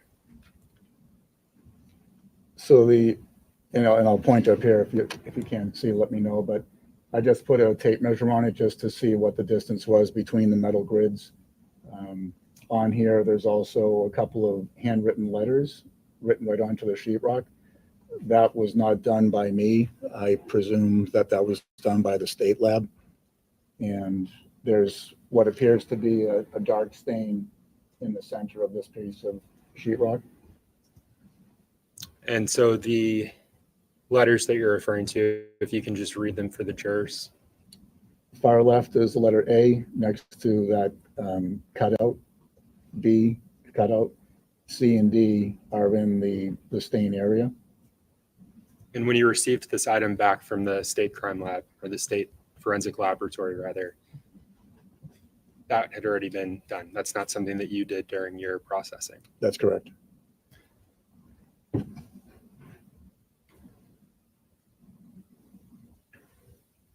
So this item is MER 3D RL4. Can you describe what the jurors are seeing in this picture? RL4 is the metal grid that runs across here. It was sitting on top of that dark stain, and it's lifted up on edge, so flipped up on its side. And there's also dark staining on the metal itself. And when you say that dark staining, did that become an area of potential evidentiary value during your processing? Yes, it did. And I just want to show the jurors where that item, MER 3D RL4, came from. Do you see it depicted on the sketch you drew? So RL4 is this section that runs completely across the larger piece. And in this smaller box, it's right here.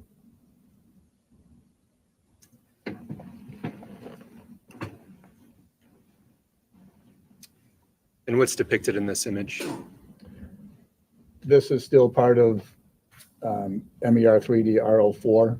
It's the other end of the piece, and it's also showing dark staining running underneath that grid.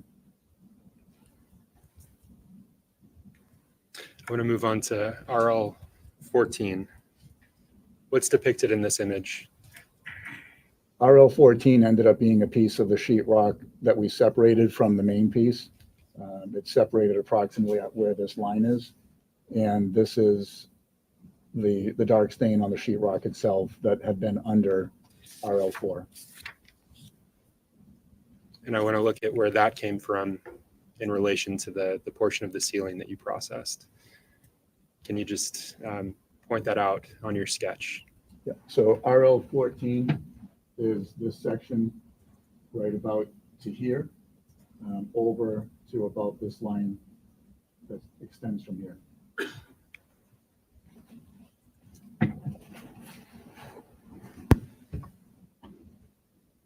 And what does this image depict? RL16, so this line right here would have been where RL4, that long strip that runs across, and then RL16 is another section of sheetrock that we separated from the main piece of interest, and approximately at where that thin line is going across, that's where we separated that piece from. During your processing of MER 3D, did you become aware of low points in or warps essentially in the drywall and framing area? I can't tell by looking at it the way it's laying on our workstations if the item would have been angled when it was sitting on the ceiling itself. But what I can tell from looking at this, where there was a dark stain in that center, and then you see a much darker stain running along that railing, it would appear that the fluid that would have made that stain would have run along that which is not uncommon for fluid to track an object that's attached to it. Did the fluid, the staining, appear to be absorbed into the drywall? It appeared to be absorbed into the drywall more in that center area where it was a lighter color. And then it didn't, it was much heavier consistency along where the rail had been.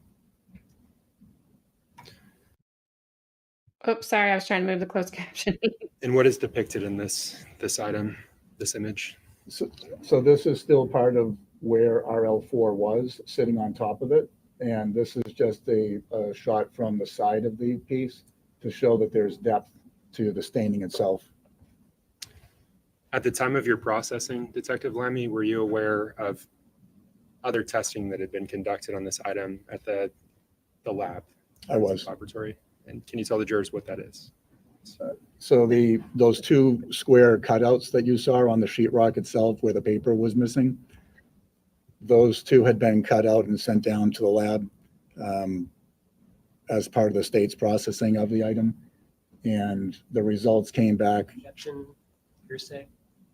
Sustained. Not asking you for the results, Gotcha. but you were aware of other testing that had been conducted. Correct. Were you aware of fingerprint testing, latent print testing conducted on the item? I hadn't reviewed results of that, but I was aware that some had been attempted. What does this image depict? It's just another more direct on from the side of where RL4 had been sitting, the kind of the thick layer of staining. And again, this item. Again, this is RL4 going across, and then this section that goes up, that's where RL3 railing had been.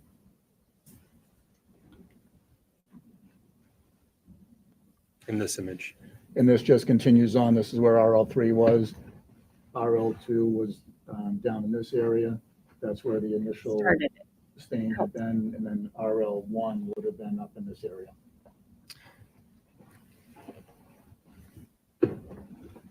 Are you aware of whether there was a vent involved in the processing of this item? I was aware just from the team, but I had not viewed it. Are you aware of where the opening to that vent would have been? Yes, the opening of the vent would have been in this area. There was metal grids coming out this way in the initial photos. You mentioned the Castle-Meyer testing. Did you swab? Did you use the Castle-Meyer test I did. during your processing? And what's depicted in the image? So again, this is the part of RL4 that we were looking at predominantly. It's showing my sample swab, and it's showing a bright pink result. So essentially, a swab was used, it was dipped in sterile water, it was rubbed on the staining itself in that area, and then the Castle-Meyer test was applied to it. And once the the couple of drops of the hydrogen peroxide were applied to it, it was an immediate pink. And can you remind the jurors what that immediate pink, what it told you? The faster it reacts, the more likelihood it is that it's a positive versus a false positive. Detective Lemmy, based on your processing of MER 3D overall, the portion of the ceiling that you processed, did you submit any of those items to DNA Labs International? I did. And what of those items did you submit? That whole piece of sheetrock that remained after those other few that we looked at were removed was sent down as one item. The rails that came off, RL1, RL2, RL3, and RL4, those were packaged separately and sent down as well. And let's talk about those rails, Detective Lemmy. When you removed the rails from the drywall, did you have any observations? So other than the darker staining like this that was present under a couple of them, once RL4, which was the long piece, and over the part that was more heavily stained, as soon as that piece came up off the sheetrock, there was a noticeable foul smell. And what was that smell associated with? Decomposition, I say it. would speculate that it's from that stain itself. Oh, that's not the way I took that question. Detective Lammy, I want to switch gears and I want to talk about the ceiling itself. We have portions of it here, and I'm going to ask that you remove, Ready. and you have your evidence custodian with you, technician with you. I'm going to ask that you remove them from their packaging to show to the jury. And so, Your Honor, I would just ask that this witness be permitted to move freely with the evidence technician. Yes, you may. Go ahead. The other thing that is So, Detective Lammy, I'm just going to ask that you confusing about remove certain items. her mom is, wouldn't you let your kids stay with you even if it was uncomfortable and crowded versus being homeless and living in a car in the winter? I don't get it. I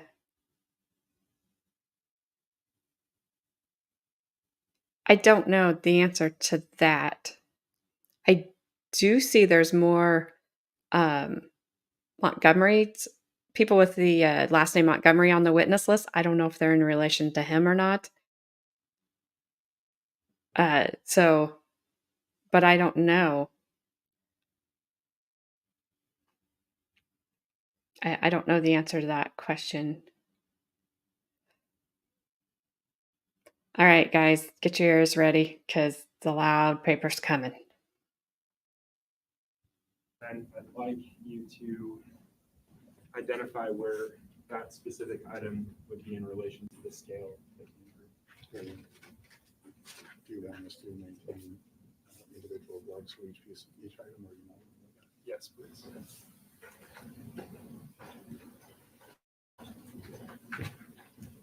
And Detective Lammy, if you can start with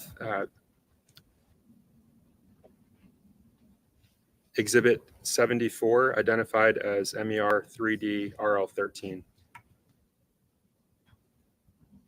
Yeah, because her mom was a mess. Then her dad obviously was a mess. And sounds like stepmom was a mess.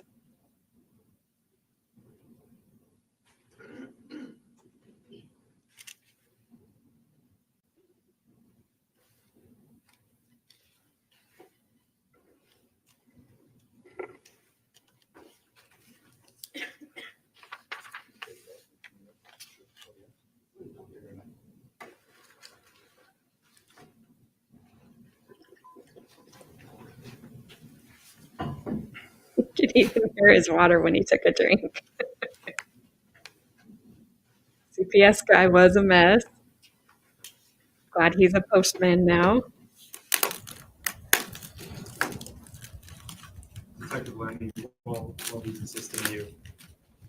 Specifically with respect to RL 13, is that one of the items that was sent down to DNA Labs International in Florida? Yes, it was. Yes, Gabby, you mean Timothy. Not that weirdo Paul.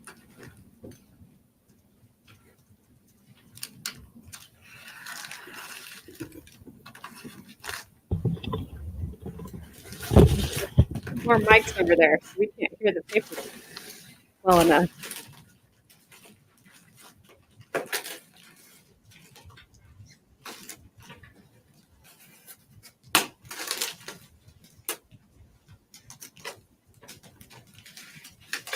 I think this goes on for quite a few minutes. I can go buy it if you want me to.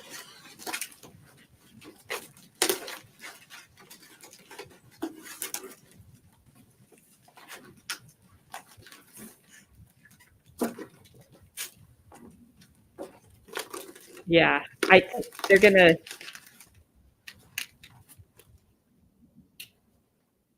take each of these things, unwrap them, show them where they are in the chart, and keep unwrapping them. Yep. And nothing changes, and nobody gets in trouble.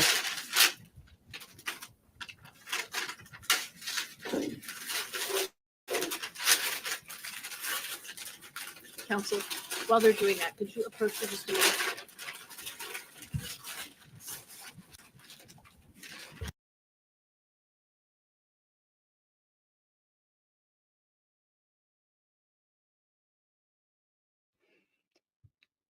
Yep. I do think, though, that I read that this case here, they did make some changes to CPS. I don't know what, don't know if they've been effective, but after this investigation and what happened to her, I think they've made some changes.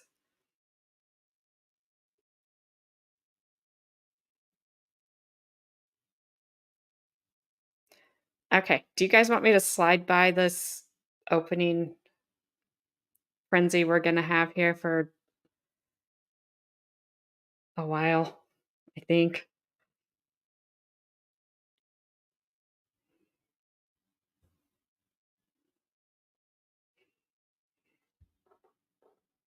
I mean, it's muted right now, so I can't hear. But see, he goes and gets more. And then they've got all that.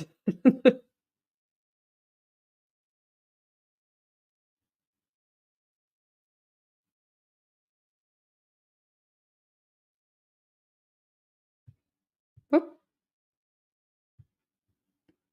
You guys are going too fast.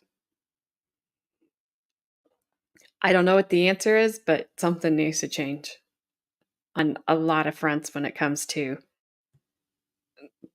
kids and that whole system.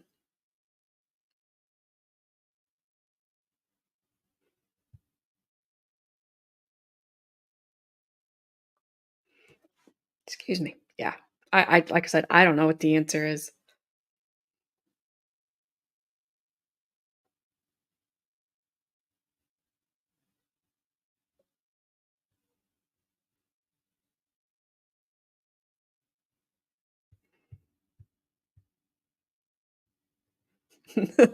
Those two guys are just like sitting there looking lost.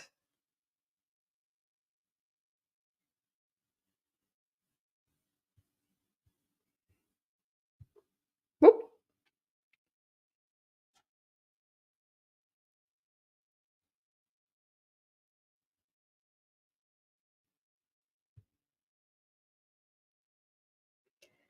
Yep. And getting, if you're convicted of a felony, getting your DNA helps a ton.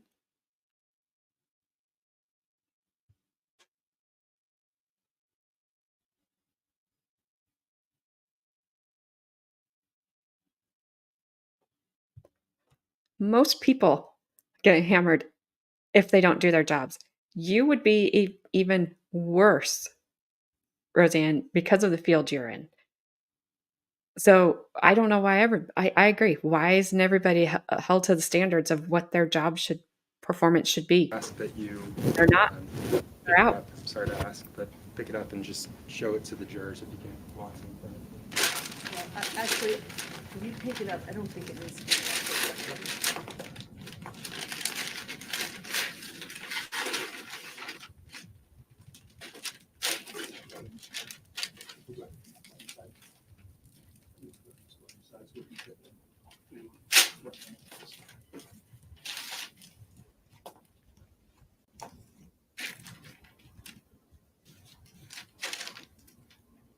At least for some period of time until And they prove Detective they're Lemmy, you can all set that doing down. okay.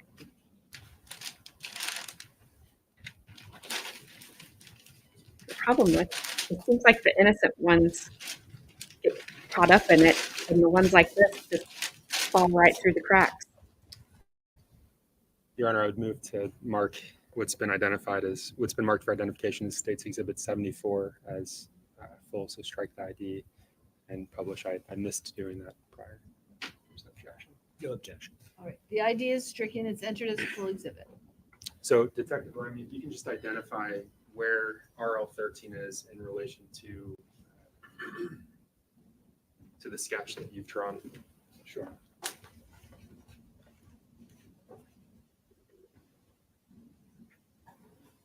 I don't think it's just that, Gabby, For the but jurors, if it's difficult to see because it's low to the ground and you want to horrible stand, things you should to feel see. free to do that, okay? that involve kids on a daily basis. That's not easy. what you saw was the cutoff from here over this way down to about this section. And that's what that bottom dark stain was from here over to the edge. I would just ask if Your Honor would allow, if Detective Lammy can just point that out to the jurors. He can point it out, yes. If he can approach closer to the jurors. On the board? With the board. Oh, sure, yeah. Just the condition of that, I didn't think it made sense to get too close. So what you were seeing down behind the paper was the dark stain emanating this way. RL3 had been here, you saw a small jet out of dark stain, and the darker is in this section. And RL4 was this piece that ran straight across it.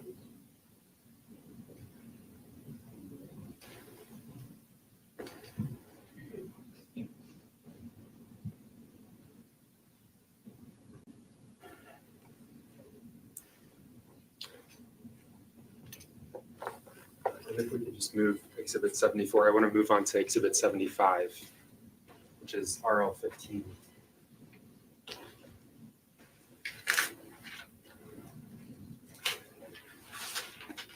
Oh, glad you were there. That's awful.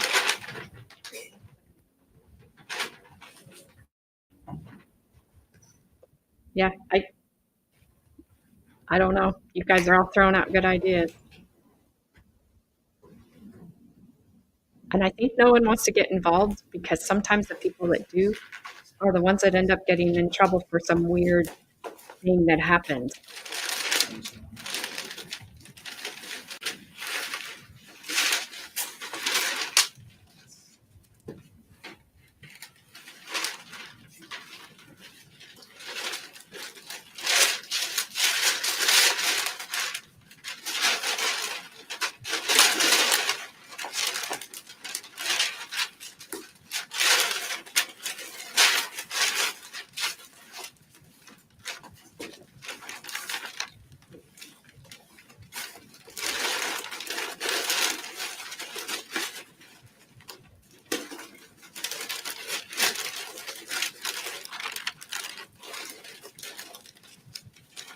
Oh, yeah, here comes the really nice day.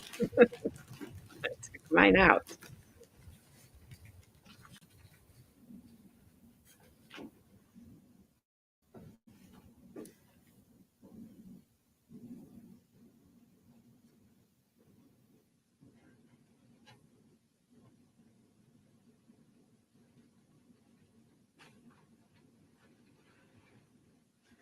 Judge's grandpa's over there like, you fellers are doing a good job with that.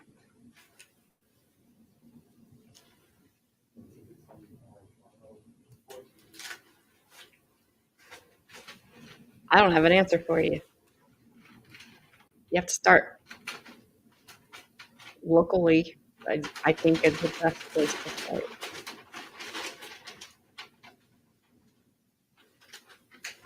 Because if you get your city to listen to you, then you might be able to get the state to listen to you, and you might be able to get the next to listen to you.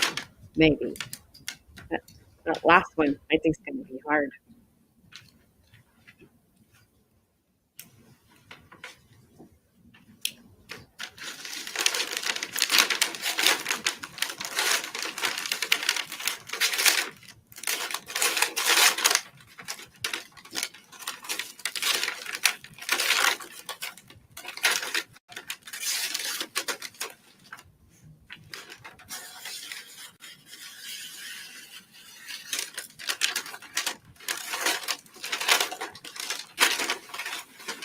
I will never know because you can't tell me.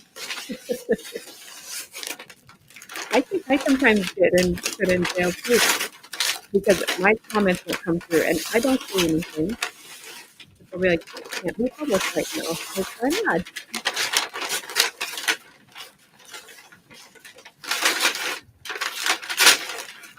Yeah, that's good. But they also didn't put all the information in time because that report wasn't back. But they should have known there was a report outstanding.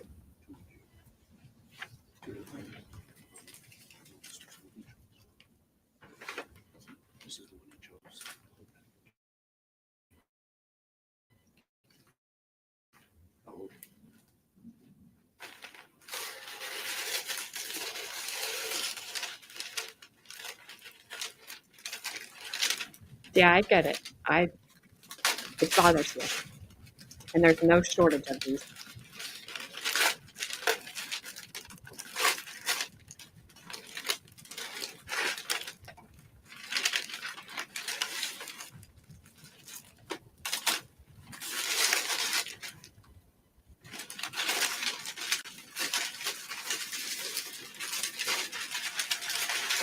Yeah, he spent a total of 40 hours, I read, with her before they handed her over. And Kayla said he fought for 4 years for her. Doesn't make sense. That's not a lot of time in 4 years.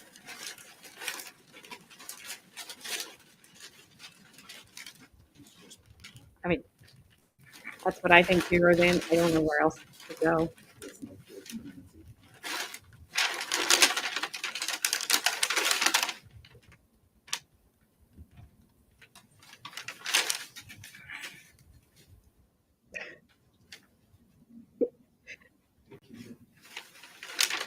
You were being nice and agreeing, and they're like, no.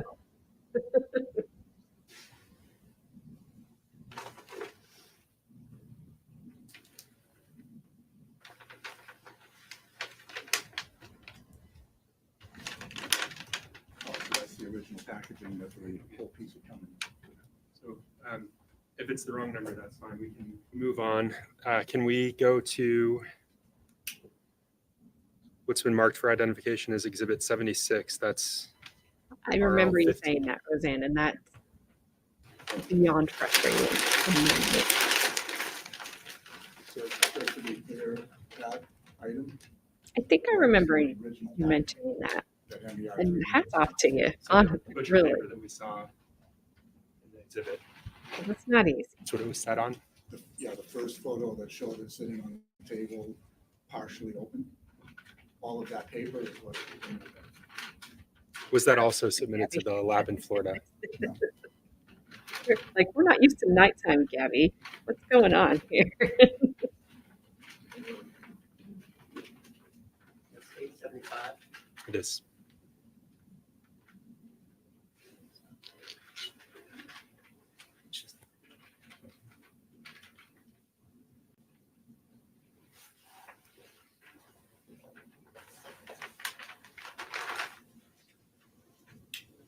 And Detective Lemmy, while you're opening that, can you just describe for the jurors what this item is, RL15?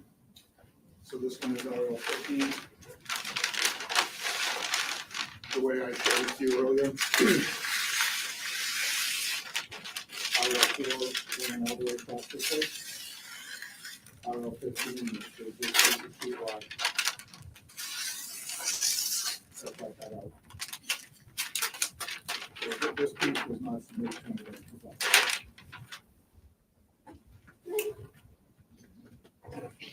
And if you could just hold it up for the jurors to see. Your Honor, I would move to strike ID and mark as full, States Exhibit 76. Without objection.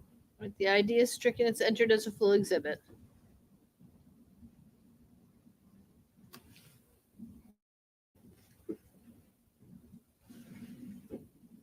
Detective Lemmy, I'd like to move on to what's been marked for identification as States Exhibit 77. That's RL16.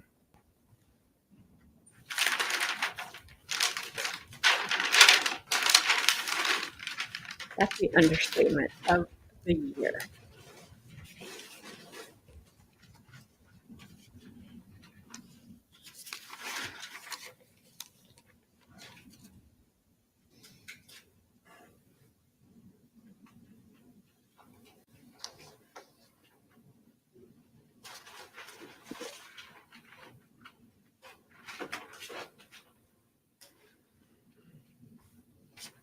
While they're working on that, counsel, do you want to approach?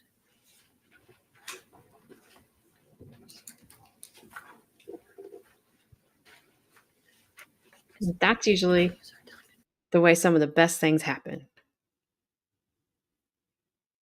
And you never see them even coming.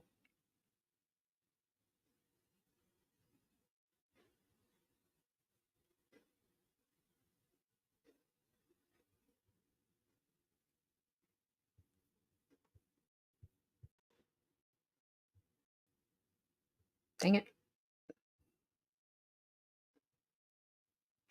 I know you guys are sad, but we can't hear it anyway.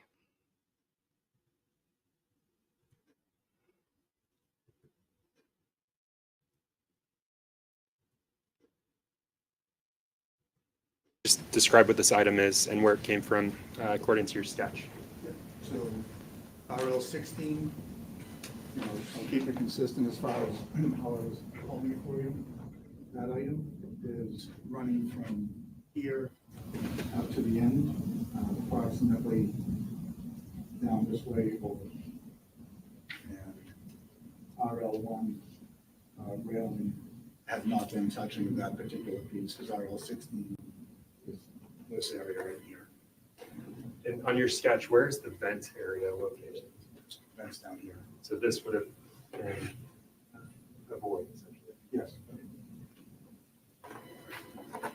Let's move to the next item. I'd ask that exhibit be marked full, ID stricken, and published to the jury. The That ID could is work stricken, it's entered as full against it, exhibit, too, it can be published to the jury. because the people know that. Detective Lemmy, I want to move to State's There's- Exhibit 78, Go into what's that field. been identified as RL 11.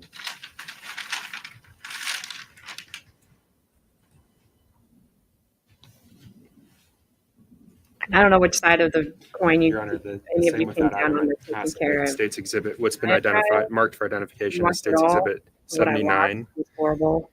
And Let those, the ID be stricken, it be marked to be as in full and trouble. published. Without objection. Sorry, you said 79. I'm sorry, 78, Okay. Gabby, I'm not showing that. 78. RL 11. Because The ID is stricken, it's entered as a full exhibit, and it can be published to the jury when it's taken out. I'm not showing it.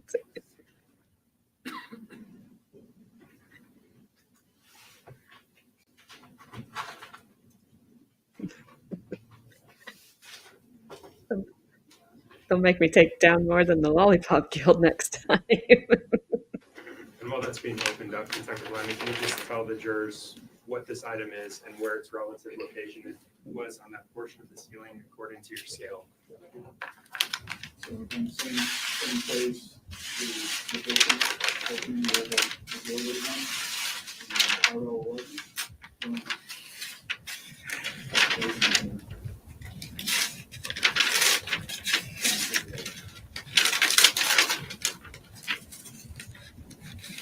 Can't hear him. Was this item submitted to the laboratory? No, it wasn't.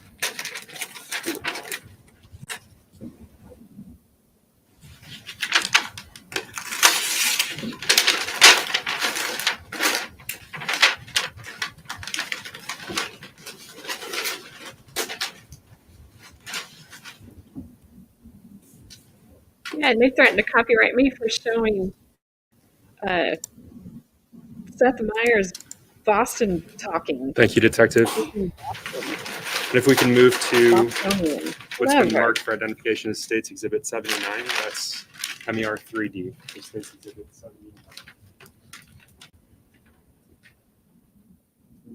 But yeah, guess if I would have held a bloody head while I did it, then we would have been fine.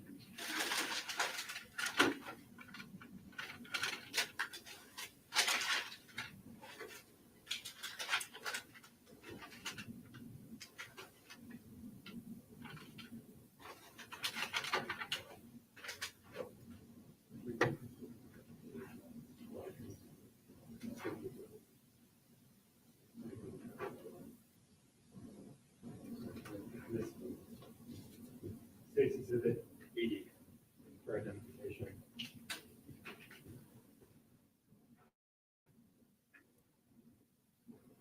And 80 is RL3, 3A.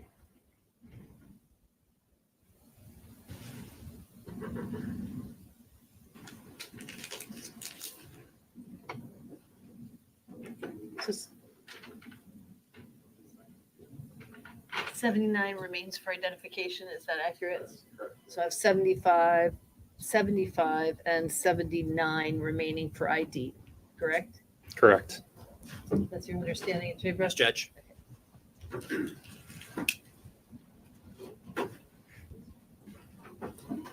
And while that's being open, Detective Lemmy, if you can just describe where that item was collected from in relation to the sketch of the portion of that ceiling.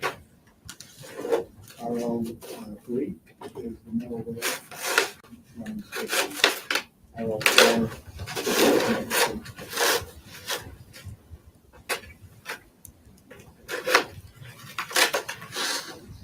Again, Your Honor, I move to strike ID, Marcus Full, and publish.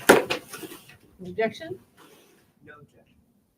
The ID is stricken on Exhibit 80. It's entered as a full exhibit and it can be published to the jury.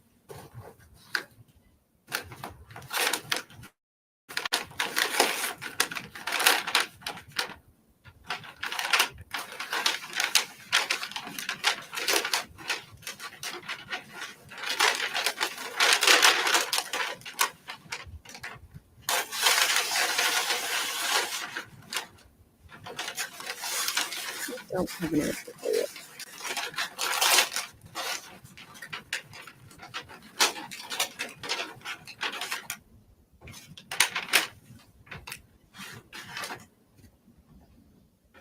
It could be because This is the metal rail. This is how the. they run the risk of not having all the information when they make a decision, and then somebody. RL4 was running across this way. And Detective Lemmy, if you can just show them the underside of that rail. This is the side closest to Means it isn't a judge. Then if you didn't like them, maybe I don't know. And was this item submitted to the lab in Florida? Yes, it was.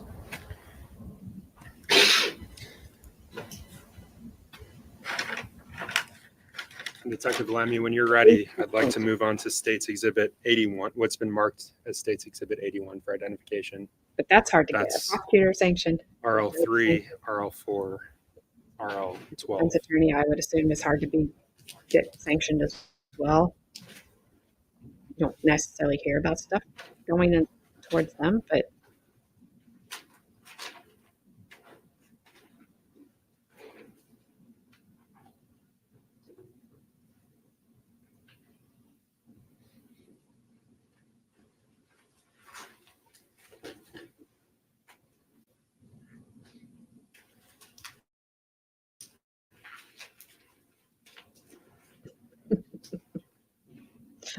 I wondered if you were in jail again.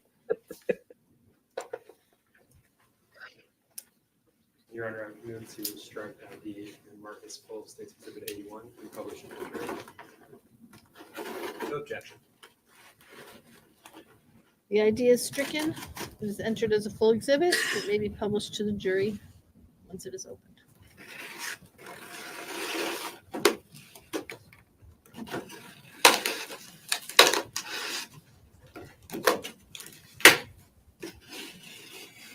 Detective Lemmy, while that's being opened, can you please describe for the jurors That is very where nice. this piece of I evidence don't blame you. from It's relation better to than that portion of the ceiling using the sketch that you found.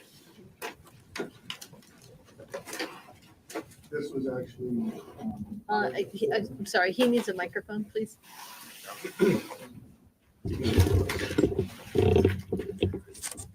So RL4 and RL12 were attached. So I knew We he did not said separate them when but we I didn't processed know. this because we didn't want to cause any damage to what would have been underneath it. didn't wait RL12 is this part that runs Or they across just- the opening. on purpose, like RL4 just runs didn't all the move way across. and made the decision. Or if they didn't tell him he didn't have everything and he made the decision. And you removed rails. Is this the rail that you're referring to? Correct. Sorry, I wasn't near a mic. You mentioned a smell when you removed those rails. Was that the rail you were referring to? Yes, it was.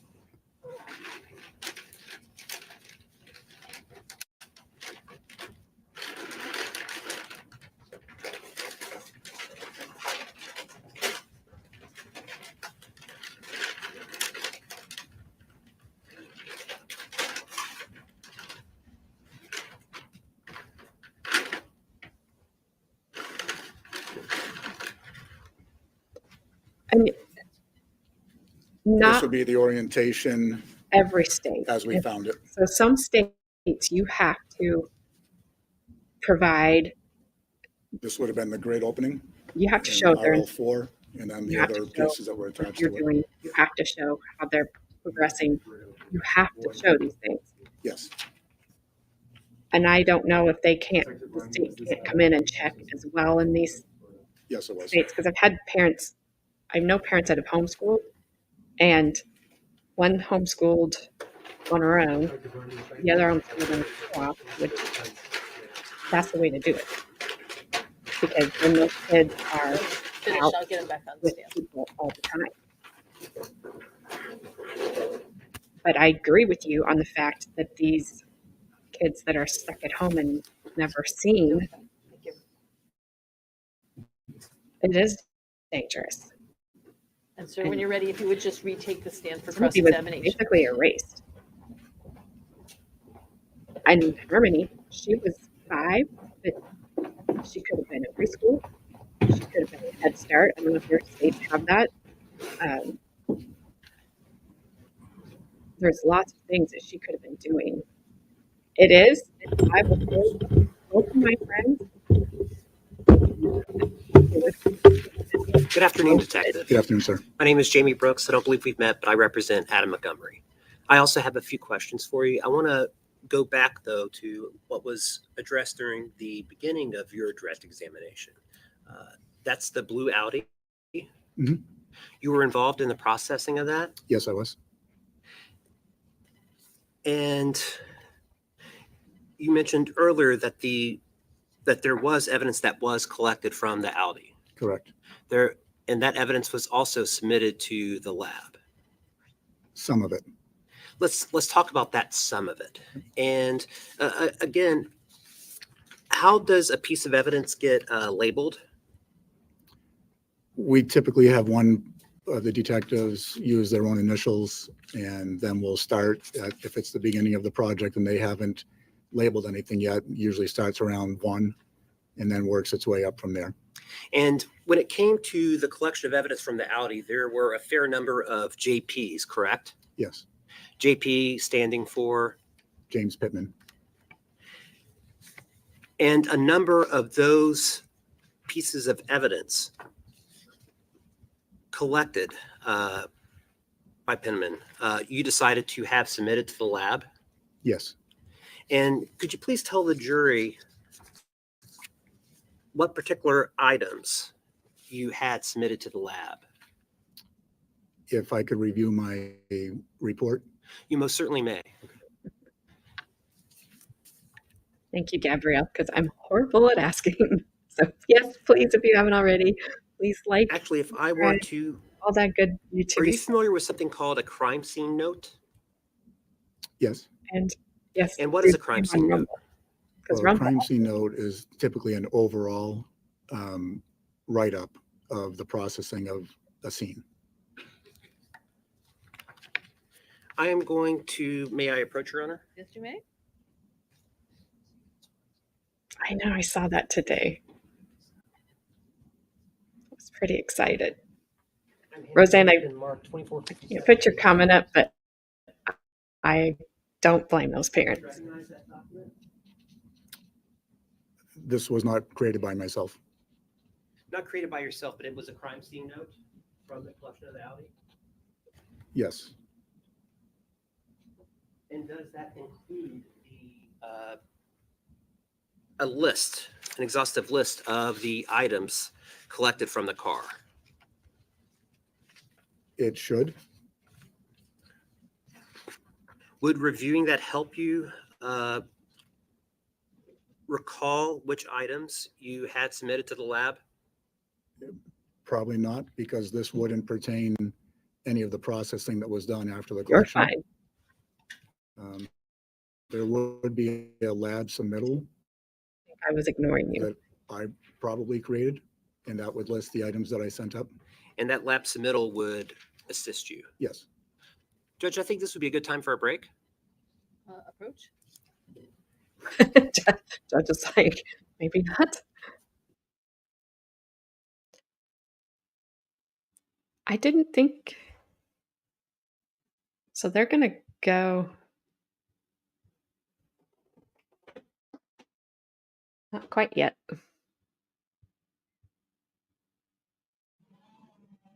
say they're going to go to lunch here pretty soon. Heck, my son and daughter-in-law are already trying to make it, and their baby's not even been born yet. She's still cooking.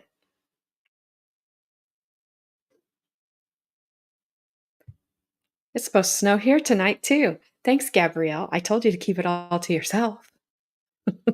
But we're supposed to get like an inch, maybe 2. That's enough.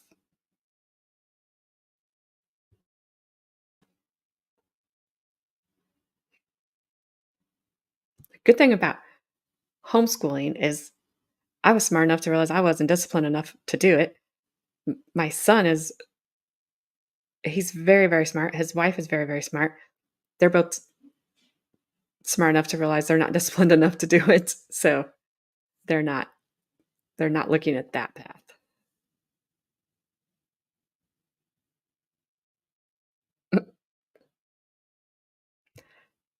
So we are all getting snow. Go us. Stupid groundhog.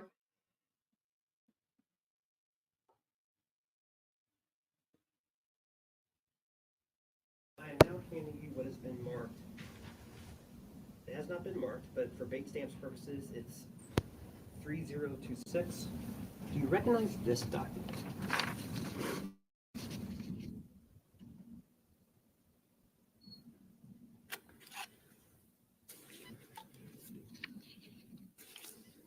Judge said it was not time for a Yes, break. sir. Would looking at it for a minute or two help refresh your recollection? Only in terms of the actual evidence item numbers, what the physical piece is, I can't tell from here without Okay. looking at photos or additional documentation. So, well, let's stick with the numbers then. Okay. Having reviewed that report, what items did you have submitted to the lab for potential testing? 119, and these are all JP.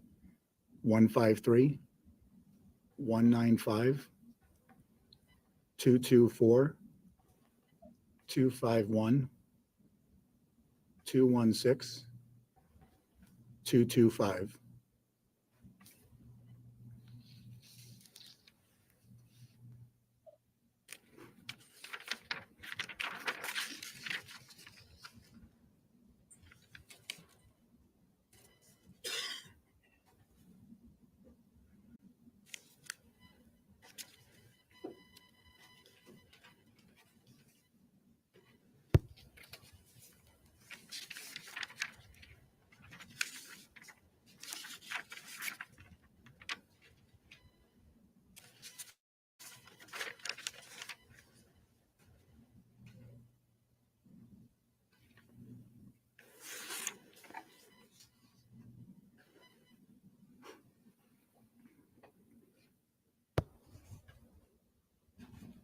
I think the defense attorney just wanted to hear him say numbers.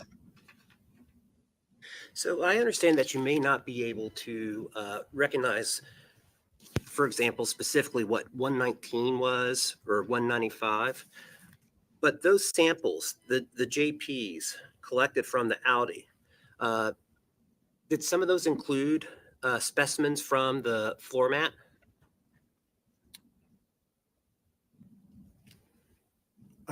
The carpeted floor mat that I tested initially with the hemosticks, Yes. those were different numbers. Those were JP 120 and 122. And those were submitted to the lab as well, Yes, correct? sir. Yeah.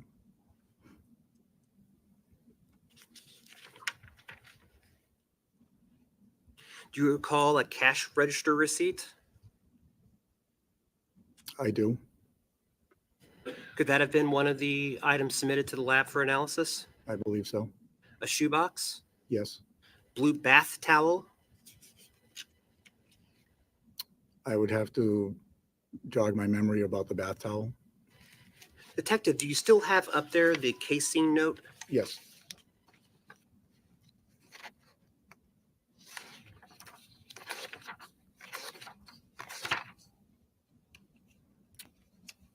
And sir, what was the evidence item number for the bath towel? 153.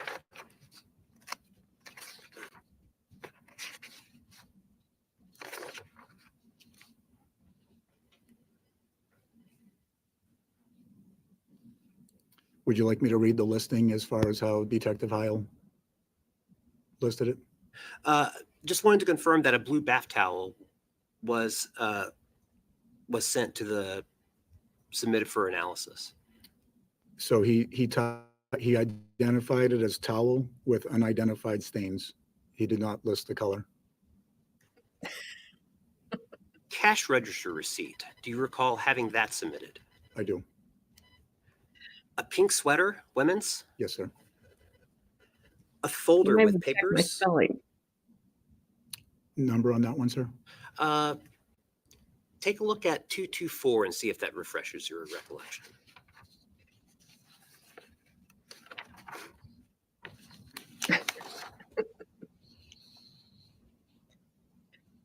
Did the lollipop lawyer steal it? Yes, sir. And what is your recollection now?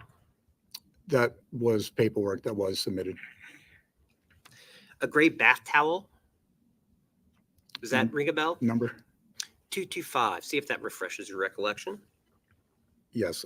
Towel with unknown stains. He did not reference the color. My photos would show it, though.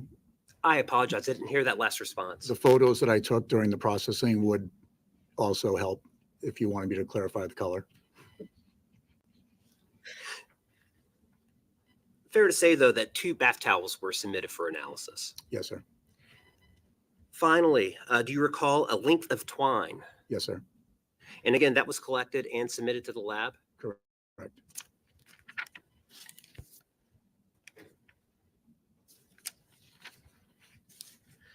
I now want to turn to your use of bloodstain reagents, latent bloodstain reagents. In the processing No. of the Audi, In case we ever you need it. used Hemosix, Just kidding. Yes, sir. Kasselmeyer. Yes, sir. You were also involved in the processing of a That's Chrysler bad. Sebring. I was involved in that as an assistant to the detective that was processing it. Detective O'Leary. Yes, sir.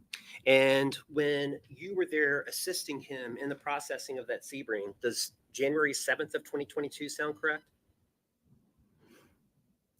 I would be guessing. Okay. But he was using Blue Star, Yes, sir. I remember that. and that again is another latent bloodstain reagent. It is. And whenever, regardless of which type of agent was being used, whenever there was a presumptive positive, it was collected. I can't speak to the Sebring because I didn't process that vehicle. I can only speak to the Audi. So when it came to the Sebring, were you there for the Blue Star part of the processing of that vehicle on the 7th, or no? I was there when he blue starred the trunk area. But it's your understanding that the practice, the practice of the Manchester Police Department is that when there is a presumptive positive, it is something that's preserved. If we did a swab of an area, we would typically preserve it.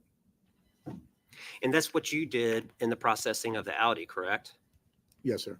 I believe, as you said on direct, that you preserved the ability to be able to look further at an item if there was a presumptive positive.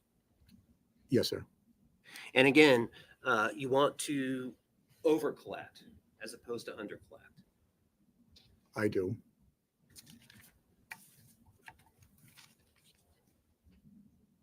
I don't have anything further. Thank you, Detective. You're welcome, sir. Anything further? Just briefly.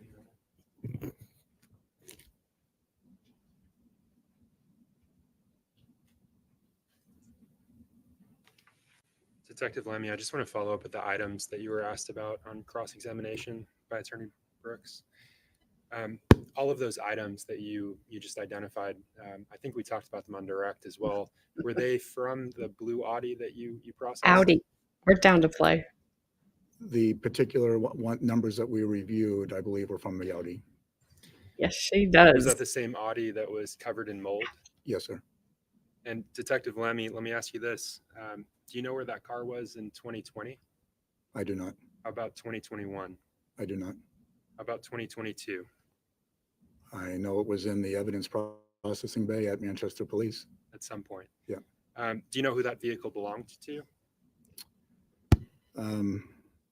I know that there was Not this one. consent We're being forms spared. It was provided, him. I believe by 2 different people. One of them was Donna Demers. I'd have to review my notes to see the other one. And does Anthony Badero stand out to you, that name? It doesn't. Okay. Tooth Capone.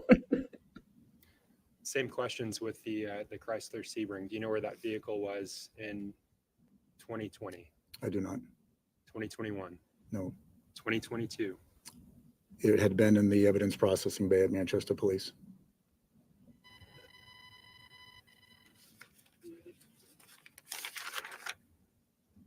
And I know I said tooth, not tooth.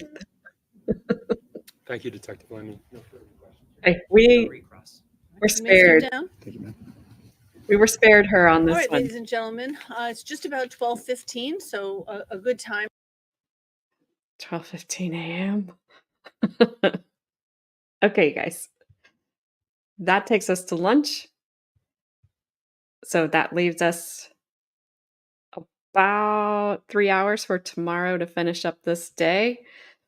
And then we'll do whatever we can with today's testimony. I am messed up on my days all of a sudden. I have struggled for 2 days of just my mind going blank. Yes, he absolutely is.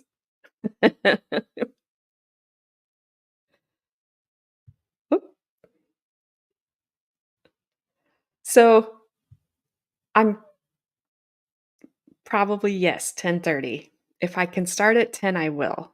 I have some things I need to get done in the morning, but if I can start a half hour early, I'm going to. But count on 10:30 for sure. But if I can get it, then I will. So yeah, we'll finish up. I don't know if you heard that. We'll finish up to this is Wednesdays. This is Wednesday's testimony. So took to the lunch break. We'll finish it up tomorrow. We'll go into Thursdays, do as much of it as we can. I'll finish that over the weekend. And then Monday, we will do Friday. Since it's President's Day, we won't have anything to do. So that is the plan, provided nothing happens. So thank you guys for joining me tonight. I had a good time. I'm going to go to bed. And you all have a good rest of your night. And I will see you guys all in the morning. Most likely it'll be 10:30 a.m. Eastern time, but I'm really going to try to do 10. So keep checking. And I'll see you guys all tomorrow. And stay safe in all that snow, however much you're getting. All right. See you later.